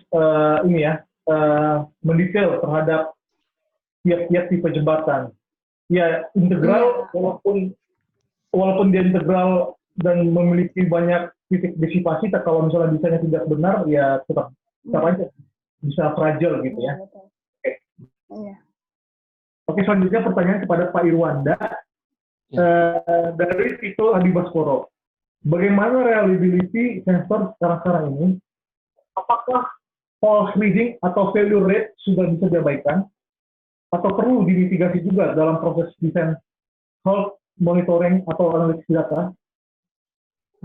Ya, jadi balik lagi bahwa kita harus tahu ya apa yang betul-betul yang kita pakai. Sama sepertinya kita beli handphone atau beli komputer kan kita tahu speknya. Sensor pun demikian, kita tahu speknya, kita tahu presisinya, kita tahu sampling rate minimum dan maksimum yang bisa dilakukan dan sebagainya. Contohnya kasarnya gini, kalau presisi sensornya cuma segini dan respons yang kita mau ukur di dalam range error-nya, ya jangan sampai. Karena apapun yang kita ukur dalam range error itu semua jadi tidak berguna dan menjadi salah. Kalau misalnya range error-nya segini dan kita tahu responnya besar jauh melebihi dari presisi atau error range-nya, ya itu yang harus kita ini. Jadi kita harus tahu, ya, itu sih jawabannya. Oke, kita lihat. Kita next ada pertanyaan dari Sunardi Yusuf ke Ibu Mutiara. Tadi dijelaskan bahwa untuk mendapatkan nilai PGA yang nantinya akan menggunakan metode PSHA ya. Apa beda antara PSHA dan BSHA? Oh iya. Berbeda PSHA dan DSHA itu, kalau PSHA dia itu adalah mempertimbangkan berbagai sumber gempa yang ada di sekitar titik yang ditinjau. Jadi itu adalah probabilitas dari berbagai kontribusi sumber gempa di berbagai jarak. Gitu. Kalau misalnya deterministik itu dikalkulasi, kita sudah tentukan dulu skenario-nya, misalnya sumber gempanya sudah kita tentukan berjarak berapa dari posisi kita, terus magnitudenya berapa gitu. Jadi itu bedanya sih. Yang satu sudah ditentukan satu sumber, besaran sumbernya juga sudah ditentukan, kalau yang satu lagi kontribusi semuanya. Ya, kira-kira kapan dipakai PSHA dan kapan dipakai DSHA? Kalau untuk struktur-struktur penting kayak misalnya pembangkit listrik tenaga nuklir gitu. Nah, itu bisa menggunakan deterministik jika ada sumber gempa yang dipertimbangkan lebih biasanya sih dibandingkan di kedua itu. Iya, jadi biasanya dibandingkan keduanya. Atau mungkin dekat patahan gitu mungkin ya. Iya, misalnya yang tadi sempat disinggung tentang set specific response analysis itu kan juga biasanya karena dia dekat dengan patahan, misalnya kurang dari 10 kilo itu pakai deterministik. Oke. Kemudian dari Wahyu Gendang pada Profesor Lauri. Amin. Menurut pengalaman Profesor Lauri, berapa kisaran biaya atau persentase dari nilai konstruksi yang diperlukan untuk SHM? Apakah metode artificial neural network dengan deep learning sudah proven untuk SHM? Oke. Jawaban berapa persen dari konstruksi? Sayangnya saya nggak punya angkanya ya. Jujur saya nggak punya angkanya. Kalau pertanyaan baiknya berapa persen, jangankan berapa persen. Kalau misalnya ada yang tanya ke saya baiknya berapa sensor yang ditaruh, juga saya nggak punya angkanya. Jadi dari Suramadu gitu Pak, kira-kira ada nggak gambaran? Suramadu itu kalau tidak salah itu 200 miliar biayanya, kalau tidak salah ya. Untuk sensor saja. Maaf, bukan 200, 50. 50 miliar. Oke. Kalau Ya, tidak mungkin salah. Aduh, atau jangan deh nanti saya salah. Bisa aja di Google. Saya kalau nggak salah saya pernah ingat saya Google terus ada berita di mana ada angkanya. Tapi Oke. berapanya saya lupa ingat. Tapi kurang lebih tidak dalam keartian tidak murah. Kalau mau seperti Suramadu 400 sensor ya. Dan itu semuanya sistemnya cabling ya, bukan wireless. Kabelnya ada berkilo-kilo. Terus data acquisition sistemnya. Kalau seperti itu cukup mahal.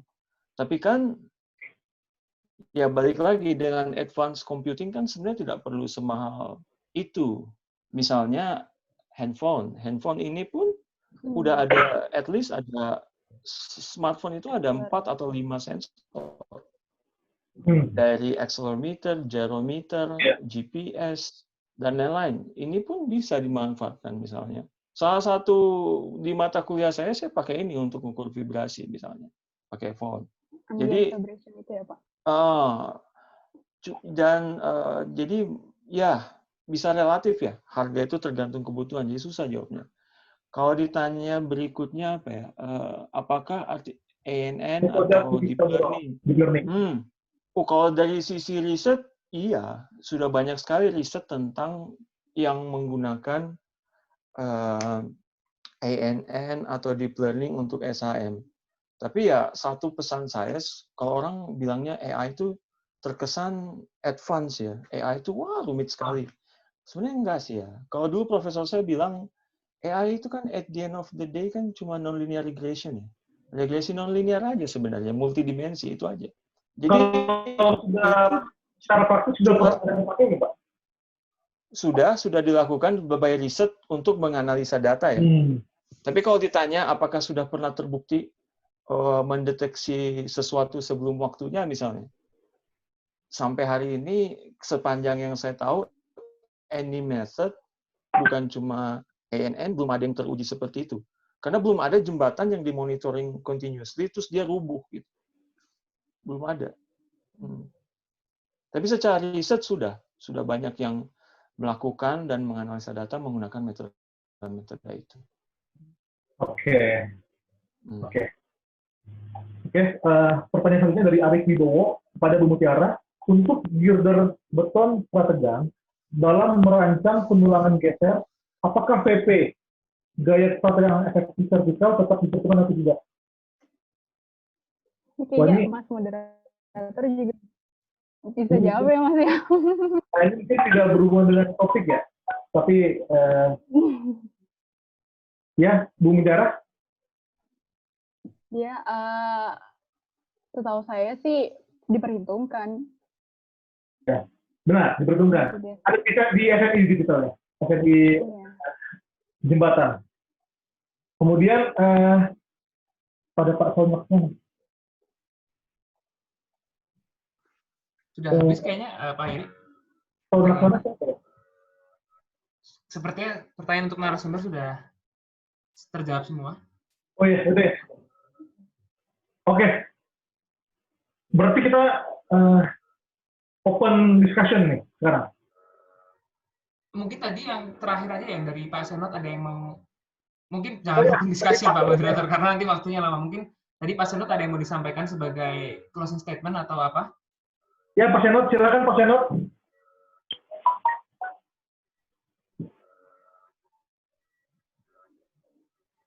Atau mungkin kalau tidak bisa juga kita tutup, maksudnya mungkin kita coba tunggu sebentar lagi.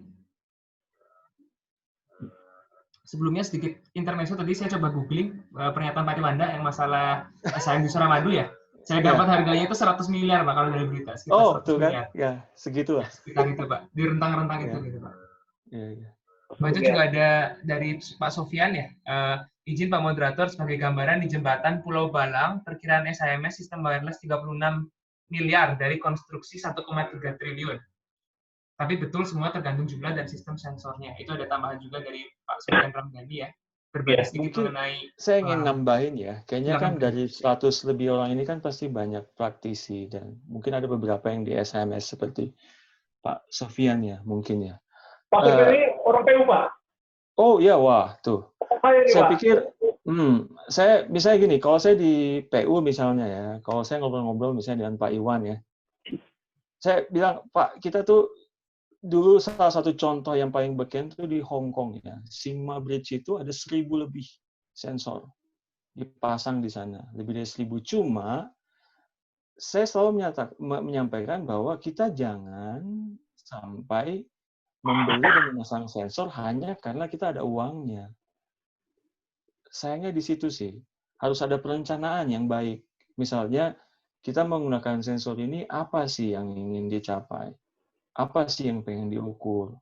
Kira-kira seperti yang Bu Mutiara bilang, kerusakan seperti apa sih yang mau kita aim gitu?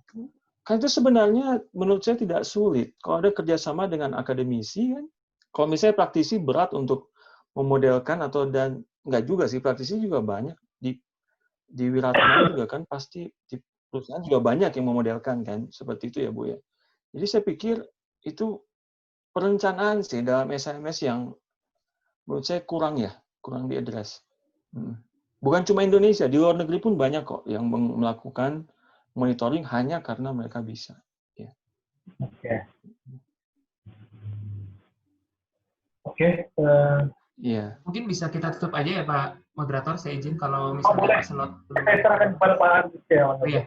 Sekali lagi saya ingin mengucapkan terima kasih yang sebesar-besarnya untuk para narasumber, buat Ibu Mutiara, Bapak Irwanda, dan juga Pak Moderator, Pak Heri Mangara, dan juga untuk seluruh partisipan yang sudah menyediakan waktunya juga untuk mengikuti webinar kami. Kami hanya mengingatkan bahwa setelah webinar ini berakhir, kami akan mengirimkan kuesioner ke email Anda masing-masing mengenai pengalaman Anda, maksudnya bagaimana setelah Anda mengikuti webinar ini, apakah Anda merasa tercerdaskan, apakah Anda mendapatkan banyak wawasan baru, yang tentunya akan menjadi evaluasi kami juga berikut untuk menyusun webinar-webinar selanjutnya. Mungkin itu saja yang bisa kami sampaikan. Sekali lagi terima kasih untuk moderator, narasumber, dan juga para partisipan, dan kami tunggu partisipasi Anda di webinar kami selanjutnya. Sekian, selamat malam, dan terima kasih. Terima kasih semuanya.